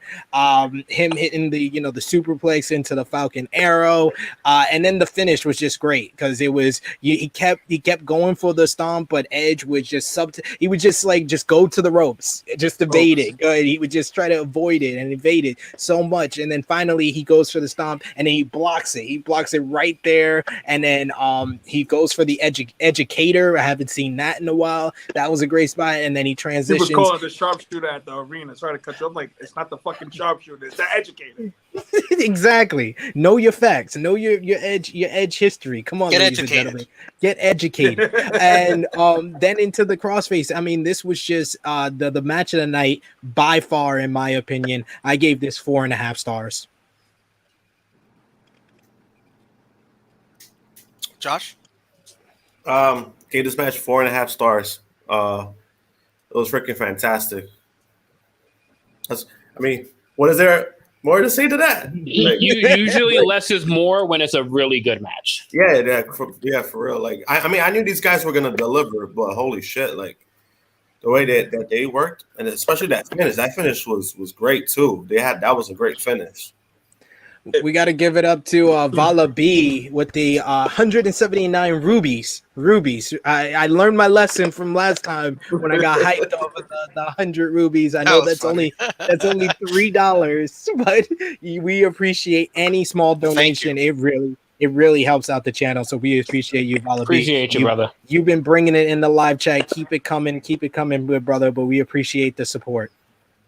Top guy JJ. Oh, I mean, during the live chat, guys, like I had to mute my fucking microphone because I marked out. Once I heard that goth, guys, I gotta mute. I turned my shit all the way up. I marked the fuck out on stream to this shit. This shit's a banger, yo. That shit hits. I was like, I'm so jealous of Drunk Guy right now because he gets to hear and see this live. Bro, this shit right here, I was like, this shit already is giving me an extra quarter star on this match already. This match ain't even fucking start, bro. And the match, my God, this time I think you guys literally covered everything this match delivered. Like, this match was fucking incredible. Like, this match was amazing. I'm giving this match 4 3/4 stars, and I'm giving it that extra quarter because of that fucking entrance, bro. I don't know when we ever gonna see that shit again. That shit, I'd give it 5 stars if you add an entrance. How could you not? That entrance? How could you not? Like, that was the best entrance of obviously probably the entire weekend. Might have been the entrance of the fucking year. Like, that shit. I don't mark out to entrances like that, and I marked the fuck out, yo. Like, that shit was perfect. A perfect storm to a great match, yo. I'm giving this match 4 3/4 stars. This match was amazing. And Drunk Guy, anything you want to add to your video from earlier about this? I've come to realize I mark out all the time at live shows. But talking about the match, like as you guys covered, the storytelling in this match was fucking great. Seth the whole match was focusing on Edge's neck, his head, trying to of course, injure him, only for Edge to have the one up on him and win by basically trying to break his fucking neck. I can't wait to rewatch this shit. I was watching a little bit early. I know my earlier drunk review. I said Cena and Roman was the match of the night. I think that I might have to change it for this for sure. Edge, since he's been back, man, he's been fucking delivering. You know, no matter the spot he's put in or some stupid shit I saw on Twitter about he's WWE, how everybody else is leaving, doing big things, and he's a mid-card. Edge wanted to come back to work with the younger stars. He didn't come back to become a champion, all this other shit that you guys. He's done that already. He's 11-time world champion. Edge doesn't have nothing to prove. He's a fucking Hall of Famer. So he's doing this because he loves the business and he wants to help. So, well, I see a lot of criticism online about Edge not being a draw, but you know who is a draw? Drunk Guy JJ, because we just got another super chat said, how about some more for Drunk Guy JJ being there? So there you go. Your sacrifice of missing the flight just got us another. He just got you a shot. He just got you a shot. People want you to go to all the events and make more video reports like you did the one we played in the beginning of the stream. We need one for All Out now. We need one for All Out. You know, I'm gonna be with fucking Stat King, so you know I'm gonna be drunk. So slumped in the bathroom. So more than likely, I should do the review from the bathroom. I don't think you need Stat King to be drunk. I think that's just more incentive. Yeah, but Stat King's house, he has a fucking show. He's an enabler. He's an enabler. You know, and he still got the Henny from the last All Out where the drunk guy shit started. So you got to drink from that bottle. Yes, All Out. You know, fuck it. All Out. Drunk rant will definitely be here. That's the same rant from that 9-hour Tru Heel Heat episode? Yes. That's where the drunk guy that 3 hours Tru Heel Heat All Out Weekend 2019. I still don't know how I got through that show, but I was done. I don't even remember the last 2 hour and a half of that review. I was finished. He was like this at one point. I was finished. But yes, Edge Seth 4.5, great match. This is outside of Roman and Cena, of course. This was the match I was looking forward to the most. Even though Sasha and Bianca are my favorites, we saw a Mania match, so we never seen Edge and Seth go at it. So definitely a dream match. So they delivered big time, 4.5. Amazing. You guys think they're gonna find a way to run it back? I hope so. Yeah, because you can't do Edge Roman again. I hope so, man. I hope so. What I see happening, they probably. I don't know if they do a whole feud, like, Seth picks up the next win and then they drag it because they can finish it in Saudi. Because after Extreme Rules is Saudi, so Edge and Seth might have a submission match at Extreme Rules, maybe. So be interesting. Quit match, nice something of that sort. Yeah. I mean, I would love to see this continue. This was too good to just like let it go after one encounter. It was the best built. This is the best thing. The best thing on spoiler alert. But I mean, come on, like it's kind of obvious if you've been watching. We get an announcement that Money in the Bank is coming to Las Vegas next year for the 4th of July weekend. And it looks like Allegiant Stadium. So fucking stupid. Money in the Bank, first time ever in a stadium. Why do you think it's so fucking stupid? Money in the Bank is not worthy of a stadium show, in my opinion. Unless they're trying to push it like, if you want to, I guess, push it like how King of the Ring used to be important before they just clipped it. I guess, but I don't think Money in the Bank held in a stadium. I mean, hey, people are going to. It's 4th of July weekend. People going to show up. Yeah, people going to show up. It's 4th of July weekend in Vegas.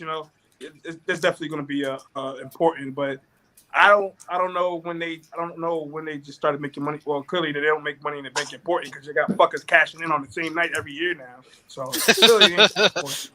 So yeah, even when they announced, I'm like, I don't mind it, and you'll be there. I mean, hey, if they can sell it out, more to them. I mean, you know what? Might as well give it a shot, right? This is the first time that SummerSlam's been in a stadium since Wembley. So I mean, but SummerSlam, fuck I it. can understand it. It's been years. But right, years. It's been damn near 30 years they haven't been in a stadium. That's true. That's true. Since in Wembley. Money in the Bank has become like it's getting up there. Like it's definitely number 5. It's definitely number 5 in their pay-per-view in their pay-per-view chain. The Ring used to be. Like, it is. It has taken this place. That's true. They announced the official attendance 51,326. I'm sure inflated. Did it look like 51,000 a drunken? Apparently, it was full. It was full. They had where they had the Allegiant Stadium sign. It was topped off, but other than that shit was very full. Yeah, I mean, it sounds like an accurate number. According to Dave Meltzer, Wrestling Observer, it was 45,000. Yeah, I can see that. I guess they counted the crew. Yeah, of course, they always do. They always do. No, 6,000 crew. Jeez. Yeah, that looks more likely just because when they were showing like the camera shots like far out, a lot of the top rows you could see patches. A lot of patches in the top row. Yeah, they had a lot of chopped off areas too there. So I don't know if they counted them seats. But a lot of the like both sides of the stadium, like from where the camera was at, and like the other side was a big space like covered. So that inflated numbers again. Next up, we had Top Guy's probably least favorite segment of the night. Just I'm gonna.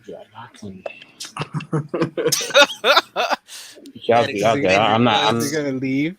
Had like a super soaker of some sort. Wow, this is funny. I already forgot about this. Like it just happened last night. Waste of fucking time. Definitely got something in Morrison's mouth. That's what she said. Oof. Oof. Pause. Xavier Woods' gear was nice. Yeah, the Scott Hall themed, and we lost Top Guy JJ. Come back now. It's over. Yeah, it's over. We're done talking about it. I think he's. Oh, I thought he was prepping for Goldberg and Lashley too. But, no, I'm gonna stick around for that. Lashley, nice shot here, versus Goldberg. And I knew this was going to go a little bit of time here, more than usual for a Goldberg match, because I saw collar elbow tie up from Goldberg. I was like, oh, here we go. These guys are trying to work. No spear to start off the match like usual. Goldberg hits the first spear on the outside, and then it looks like he hurt his knee legit. But then he's like, he's okay, but then he's still selling it.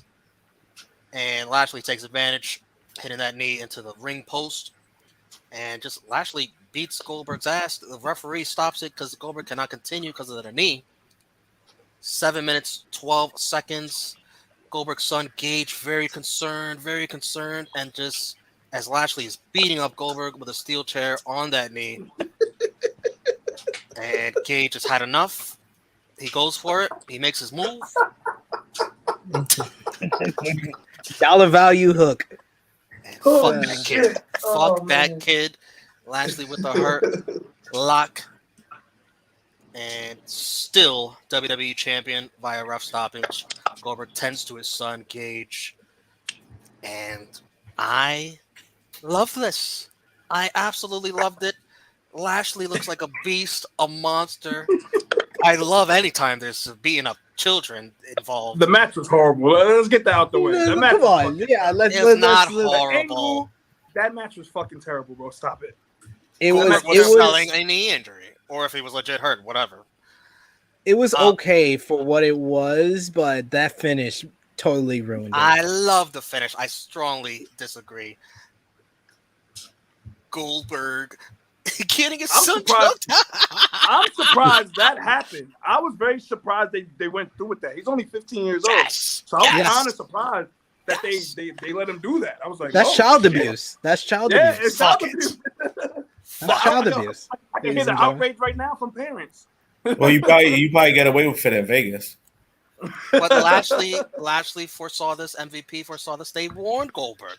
Goldberg foresaw it. Goldberg foresaw it. He said, "Don't touch my kid," and he didn't even touch his kid yet. Go ahead. Don't touch my kid. Oh God! I mean, like I said, what they did was okay for where Goldberg is at. He's 55 years old, so I'm not expecting him to give us Goldberg of 1998. I'm not even expecting him to give us Goldberg of 2017. People expecting this to be like the Brock match at WrestleMania 33. He's older, he's slower. This man can barely do his entrance anymore the same. So I'm not expecting. He looked in phenomenal shape. I'll give him that. But yeah, I wasn't expecting much from this, and I didn't get much. A star and a half. Drunk guy. Like Sid said, yes. He was all. What's the saying? He's all glitz, no glamour. Basically, the match was. It's like exactly. Just yeah. I love the fact that they made Lashley look. He basically beat the shit out of Goldberg the whole match. That was cool. Outside of Goldberg getting a spear here and there and almost killing Lashley, throwing him off the top rope, which looked very, very scary.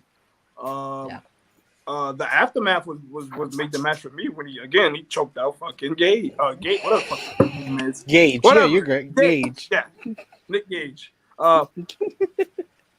I wish they had pizza cutters. Probably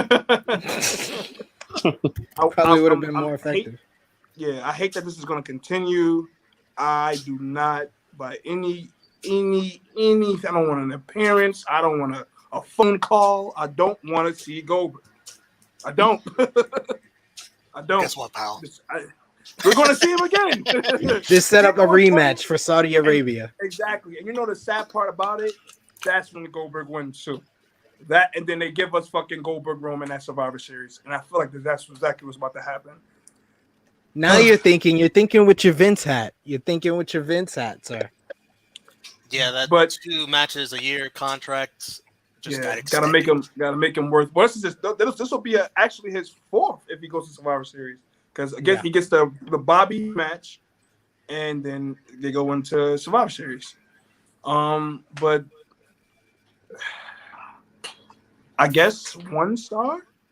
I mean, I like the aftermath is what made the match for me. So I don't, so 1 star. Josh? I gave this match actually 2.5 stars. It was better than I expected. It was better than I expected. On Goldberg terms, 2.5 is good. I was surprised it was 7 Goldberg minutes. Scale. Yeah, that's what Goldberg scale. I was surprised about the match actually being 7 minutes and not 3.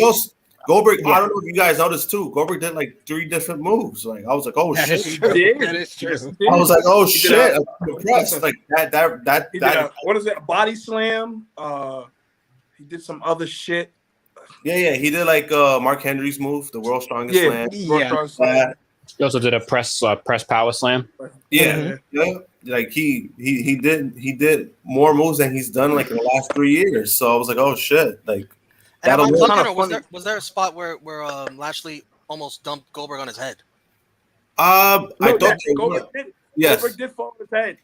He did a move, did the whole thing. Goldberg legit landed on his head. The ref had to check on him real quick. It was when he kept clipping the knee. When he kept clipping the knee, Goldberg would land on his head. He landed right on top of his head. Listen, that was a receipt. Fucking Goldberg threw Lashley off the goddamn top rope on his head.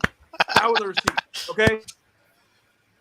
Good point. Receipts. Josh knows all about receipts. Continue, Josh.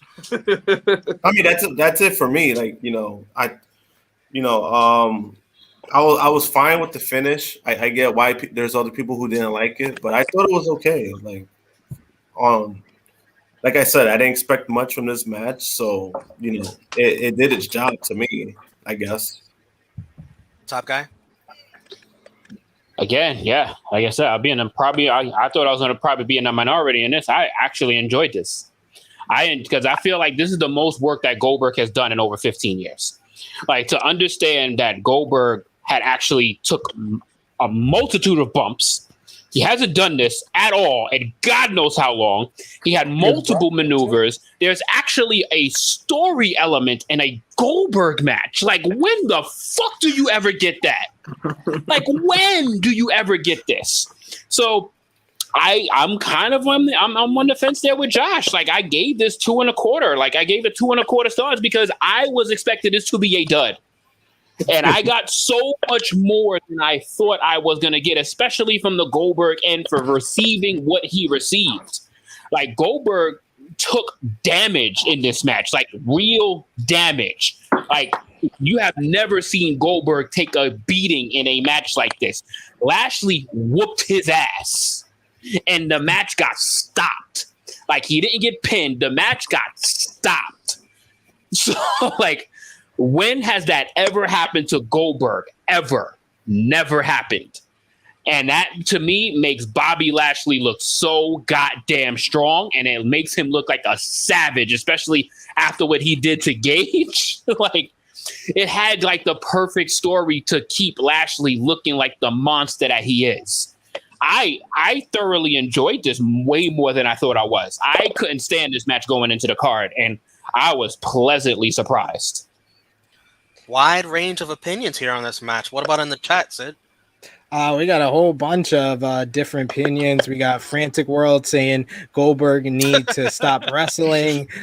We got you, my boy Blue, saying Lashley should have took his belt off and just whooped Gage. It's not child abuse, it's discipline. We got the Negro Buck saying Goldberg lost, so I love it. We got Vala B saying Goldberg gonna kill Lashley at Saudi show, and hopefully that's when E cashes in. Don't see that happening. Don't see that happening.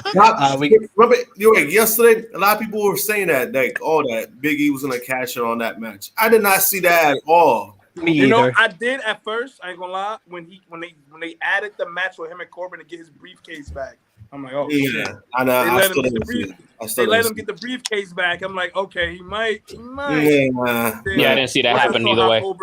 Either way, no. I didn't see that.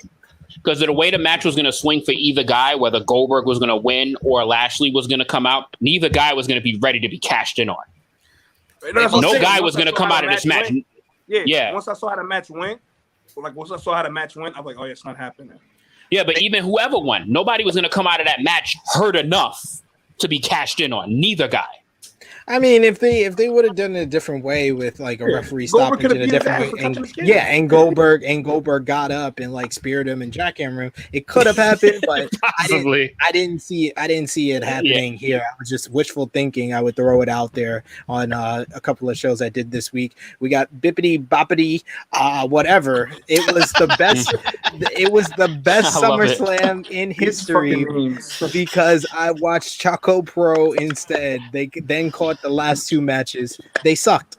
We got Blue saying saw Bobby hit his first ever DDT, and Follow B says last time Goldberg had a story in a match, Scott Hall could still wrestle, let alone walk. Oof. Where's the lie? There's no lie there. 85% of you on our watch along picked Goldberg, and I wanted to add to that. They already you fucking casuals. You marks. Oh my, 85%. God. And I wanted to add to what you were talking about. They already busted their load on the other briefcase. This one, I think it's going to take a while. Yeah.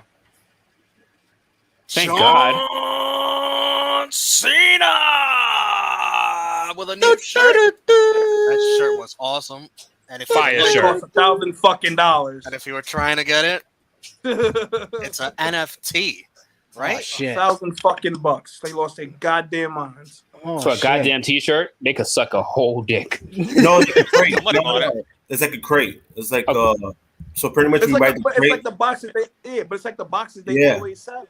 And the boxes on the shop be $55. They want $1,000. Yeah, it's a crate. So you pretty much you get the crate. It comes with the shirt. Oh, and with like other shit. Yeah. Well, you get probably a signed picture that you don't sign poster. It comes with the towel, the hat, and a shirt. I could get that shit at any show that we ever go to at WrestleMania for like $30. Yeah, but it's a once in a lifetime opportunity. Yeah, sure. Yeah, right. Somebody's buying it. Somebody's clearly, buying it. People will buy it. They were selling on the. People gonna buy it, especially the kids. Especially the kids that got those parents that love John Cena. Like I really want that shirt, Mom. I need to get adopted. Then if a parent's about to spend $1,000 on that shit, I need to get adopted. You ain't see no kids up front row? Behind me, all the little bastards was running up, trying to run to the ramp anyway to get the goddamn. It's annoying the hell out of me all night. You're not getting in front of me, okay? I paid for my ticket. You're not getting in front of me. I don't give a fuck if you're a child. Fuck you and fuck John. God damn it. Fuck you and fuck John Cena. Huh. John Cena versus the head of the table, Roman Reigns. And these two put on a WWE match that only these two can. A lot of having fun in the ring, Cena with the 2 count as he had the 2.5 on SmackDown. Remember that? Yes. Roman is having fun. Roman is so much better with his facial expressions. Those acting classes are paying off.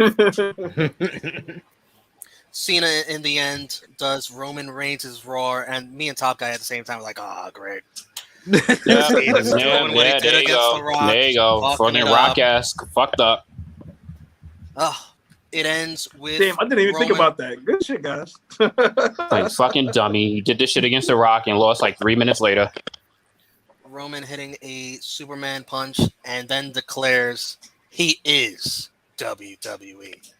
He gets the spear for the win in 23 minutes. And Roman Reigns stands tall over John Cena's carcass. And then afterwards, that music hits. Yep, that's exactly what it sounds like. It's the Beast, Brock Lesnar, with a full beard, Viking look, the ponytail. Obviously, Vince did not approve of this. Vince hates that. Vince ain't going, man. Listen, show up however. As long as you look good, I don't give a fuck how you as long as you show up. As long as you show up, we're fine. No, it'll be cut by Friday. Watch. And he squares off against Roman. And Paul Heyman was great here. Tremendous. Yeah, he was. Paul Heyman, MVP candidate right there. He's torn. This is very intriguing. MVP candidate by Paul Heyman's performance. Very intriguing going forward. But the match, I thought it was fun. I thought it was what I expected these two can do together. Roman Reigns is much more improved than their first encounter. This is twice in a lifetime. By far. Much improved. And the aftermath, I was definitely not expecting that, but it's fun to have Brock Lesnar back. I wish it were on the Raw brand, but on the SmackDown brand, hey, this will be fun with the Paul Heyman storyline. I agree with you right there, Romeo. SmackDown now has basically all the top stars. Yes. They got the top returns. Raw has nothing. They got Goldberg. He ain't even gonna be there for about a month. Yo, SmackDown has everybody now. That's crazy. And I will SmackDown admit, lit. I was one of those fools who thought Cena could get the title here, get the 17, have that be the moment. Yeah, this genius wore that whole attire on stream. This guy on stream. I thought they'd have a rematch at the MSG at the Garden, but this guy right here. John Cena's not having no rematch on probably not even on TV for that. This guy right there. He thought the Super Slam was gonna win. That guy right there. This looks like the Brady Bunch. That guy. I wasn't the only one. I was not the only one. That guy. Because this guy. Yeah, that guy right there.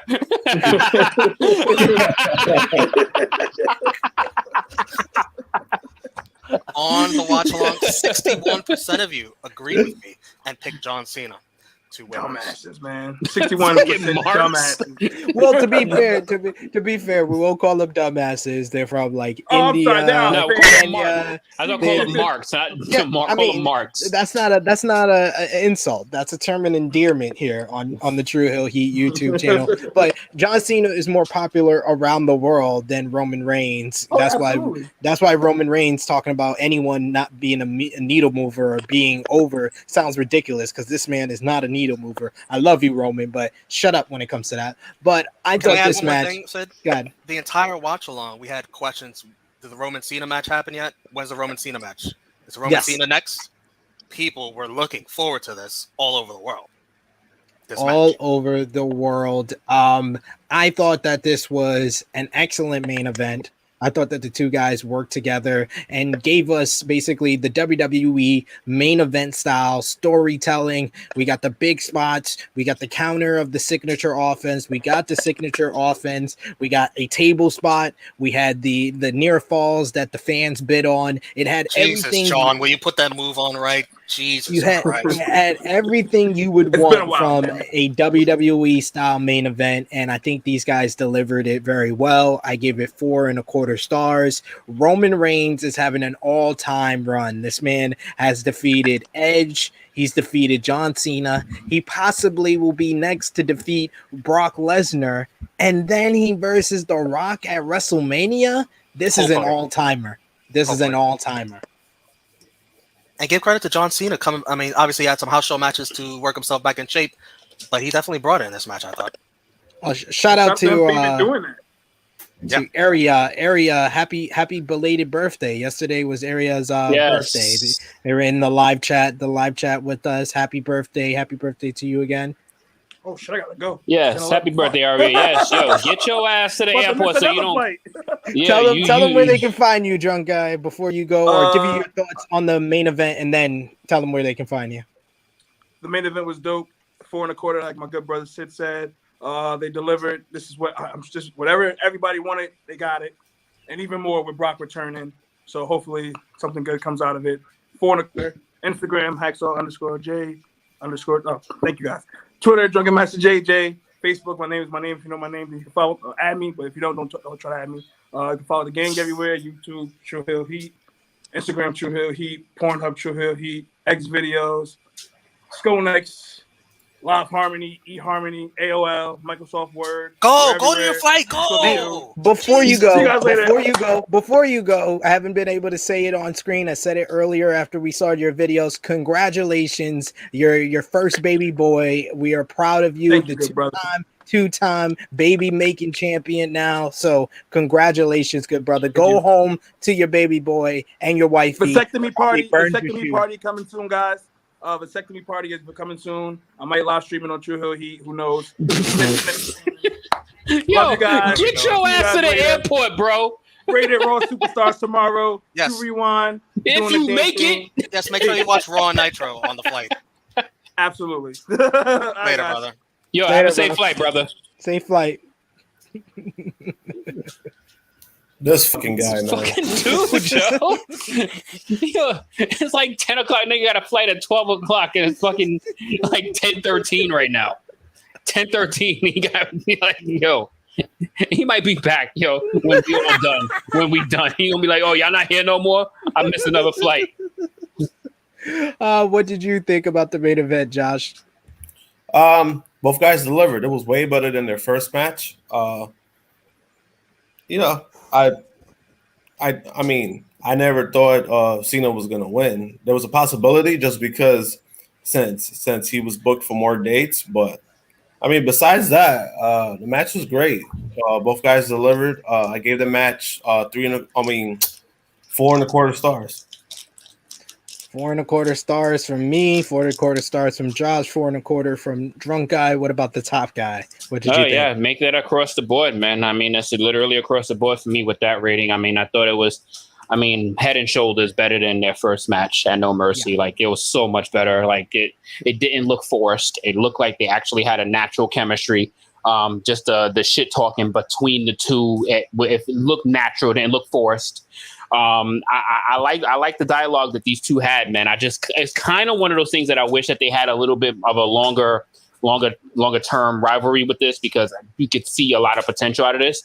But for what we got, it was very impressive. It was very impressive. The fact that John Cena hasn't really had a long run in the ring in a long time, and he was able to give this high caliber of a match at this kind of a show, it speaks volumes on the GOAT of the WWE.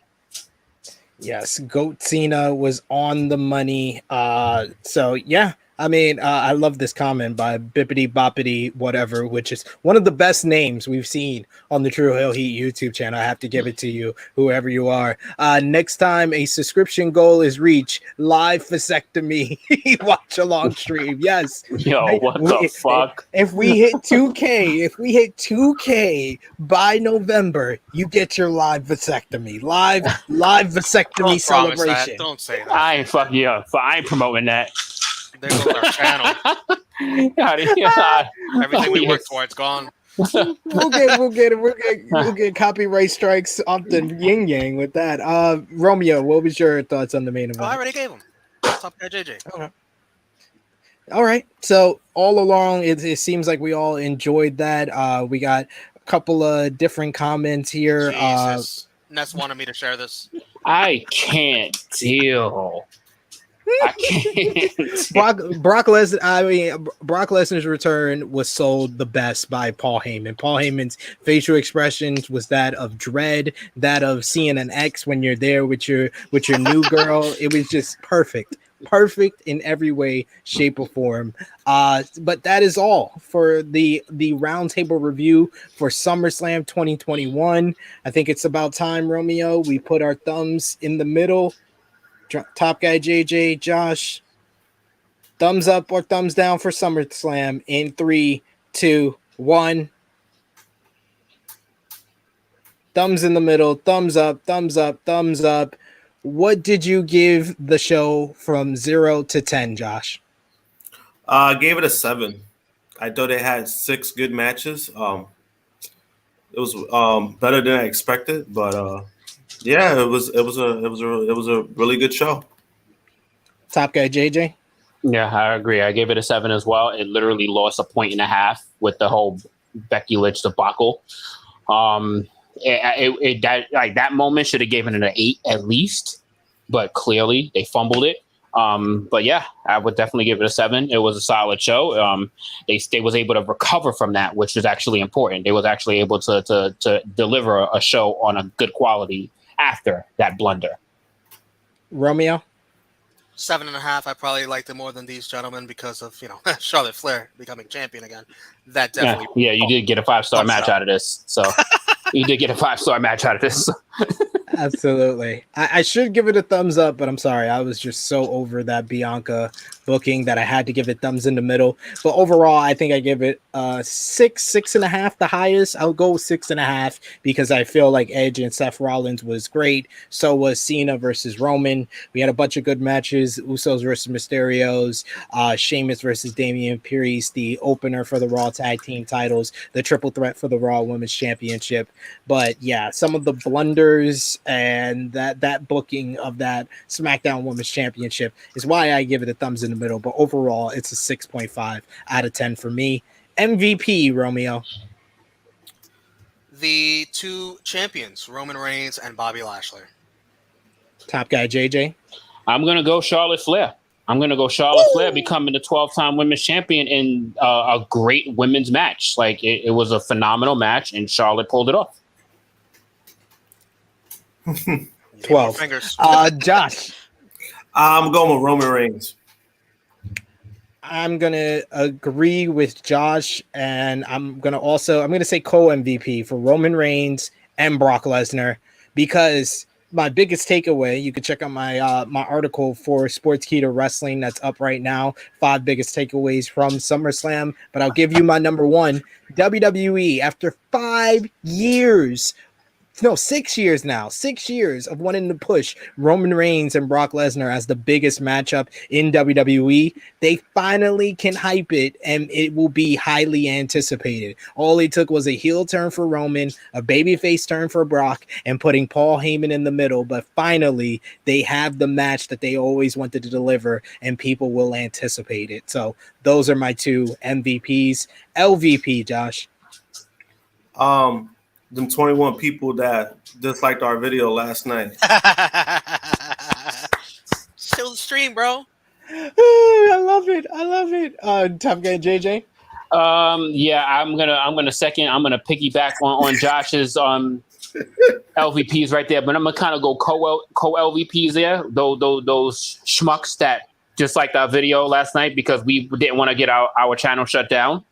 And all of the people that is involved in the decision making that involved Becky Lynch and Bianca Belair, like those guys are complete scumbags. So I'm going co-LVPs there. Romeo? Definitely to piggyback on that, Becky Lynch, it's not her fault, but she just really sucked the energy out of the show. Thankfully, we had the matches at the end to pick the energy back up. And also that fluke champ, Nikki Ash. Tell me how my ash tastes. LVP, yeah, I'm gonna have to go with Nikki ASH. Nikki ASH and the 3 people that dislike this video. I'm gonna go with those as my LVP. Oh, you guys are back? You came back? Yeah, the trolls are back. They're back. They came here to fuck with SP this time. Oh, no, I know who that was. It was like, fuck, they hit 1,500 subscribers. Shit. And then who do we have for the match of the night? I think it's unanimous, isn't it? Edge and Seth? I think we've kind of spoiled that already. Yeah, Edge and Seth, man. All right, we got Frantic World saying good live stream, guys. We got Anthony Bruno saying good show, you guys. At Top Guy JJ, Titans suck. Hashtag Steelers the Nation. At Tribe Live HSSN. At Wash. Send a super chat if you want cheap plugs. Yeah, come on. Yeah, that's enough. But yeah, we got Steeler love in the live chat. And then we got we got a question from Blue. What time does NXT start, Romeo? Gotta be 8 Eastern. I can't confirm it, but gotta be. There's probably a pre-show at 7:30. And then when NXT's done, join us right back here, our live stream roundtable review as Romeo and the guys from NX3, Ness, Chris G will be reviewing NXT TakeOver 36. Josh, please let the people know where they can find you on social media. Anything you got going on, artist extraordinaire, let them know. You can find me at JMPunk321 at Instagram and Twitter. On Facebook, you can find me at Josh Barrera Art. That's my art page. You can check out all my art stuff there. Besides that, I had my show this weekend. That was fun. It got, day 2 got postponed, but I was fine with that because I wasn't planning to go just because of the rain. So nasty out there. No, it is, yeah, and it was an outside event too, so that's why, even yesterday was windy. It was windy as fuck. So by the time I left like around 6:30. I got home right before the rain started pouring, so I was like, I would have been stuck out there. So that would have been crazy. Top Guy JJ, where can they find you on social media and the Tru Heel Heat YouTube channel? On Instagram, you can find me at TrueHeal_Top Guy JJ. And on the YouTube channel, you can find me weekly here with SP3 and the lovely, beautiful Miss Chrissy Love on Tru Heel Heat every Saturday morning, and on some roundtables and as some discussions like how we have right now. Absolutely. And Romeo, please let the people know everything you're doing, ace of the Tru Heel Heat YouTube channel, and where they can find you. Just say everything. Everything. Tru Heel Romeo, Twitter and Instagram. Give me a follow. Tonight, definitely, I will be on the roundtable review for NXT. Tomorrow, Monday, we'll have a new episode of True Rewind. Me, SB3, Drunk Guy JJ, go back in time to Monday Night War. We will have a live Rated Raw Superstars after Raw goes off the air. You don't have to watch Raw, just watch us. Also, NXT saves a lot of time. NX3 this week. Me, Chris G, and Ness. We cover NXT. We will talk about the fallout from the NXT episode of NXT TakeOver tonight.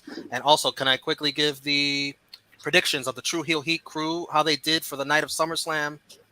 Ness went 10-0. Wow. SP3 9-1. Which one did I get wrong? I don't Charlotte. have it written down, but Charlotte, probably. right? Charlotte, probably. yeah. Nikki ASH. God damn it. I was 8-2. Alex McCarthy, our guest on Tru Heel Heat, 7-3. Miss Chrissy Love, 7-3. Top Guy JJ, 7-3. The True, all our viewers on the YouTube watch along, 6-4. And our boy Kelvin, an awful 3-7. Jesus Christ.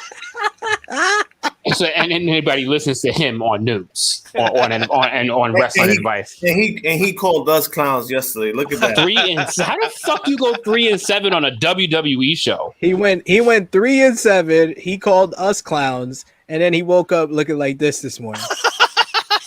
And one of his wins was probably RK Bro because he's never gonna pick AJ Styles. Like, that's sad. Yeah. Looks like a legit troll. the trolls. I can't. You can find me on Twitter at Tru Heel SP3. You can find Tru Heel Heat 139, our 4-year anniversary with myself, Top Guy JJ, Miss Chrissy Love, Alex McCarthy. It's up right now. Go over it, check that out, like that video as well. That was one of our all-time best episodes. I think the last 2 weeks has been 2 of our best episodes yet. So check that out. You can see us next Saturday morning. Myself and Top Guy JJ, Miss Chrissy Love is going to be off. We're going to have a special guest with us, but join us next Saturday for that. If you're new to the Tru Heel Heat YouTube channel, of course, hit the subscribe button, hit the bell to stay notified. We want to thank everyone for the watch along. For today's Roundtable review, we hit our 1.5K goal. This whole SummerSlam week of content is for all of our viewers, all of our community that we've built up on the Tru Heel Heat YouTube channel. So we greatly appreciate all of you. There's one more video left, the live Roundtable review for TakeOver 36, but there is daily content to enjoy here. You can see Romeo on Rated Raw Superstars tomorrow after Raw. You can see myself and Romeo and Drunk Guy JJ jump into DeLorean every Monday on True Rewind, where we watch Raw and Nitro from the Monday Night Wars. There is live streams for watch-alongs for AEW Dynamite, as well as Friday Night Warriors for AEW Rampage and SmackDown. We go live after Impact Wrestling with Blunt Impact. There is so much content to enjoy. It's too much to name off right now, so push the subscribe button, hit the bell to stay notified so you always get alerted. Thank you everyone who joined us for this live stream. Like this video, comment down below if you're watching us on replay. Tell us what you thought about SummerSlam 2021. For Josh, for Top Guy JJ, for Romeo, for Drunk Guy JJ, for last night and today. Hopefully he makes his flight. It is me, your Tru Heel Phenom SP3. This has been Tru Heel Heat's WWE SummerSlam 2021 Roundtable Review. We are signing off until next time.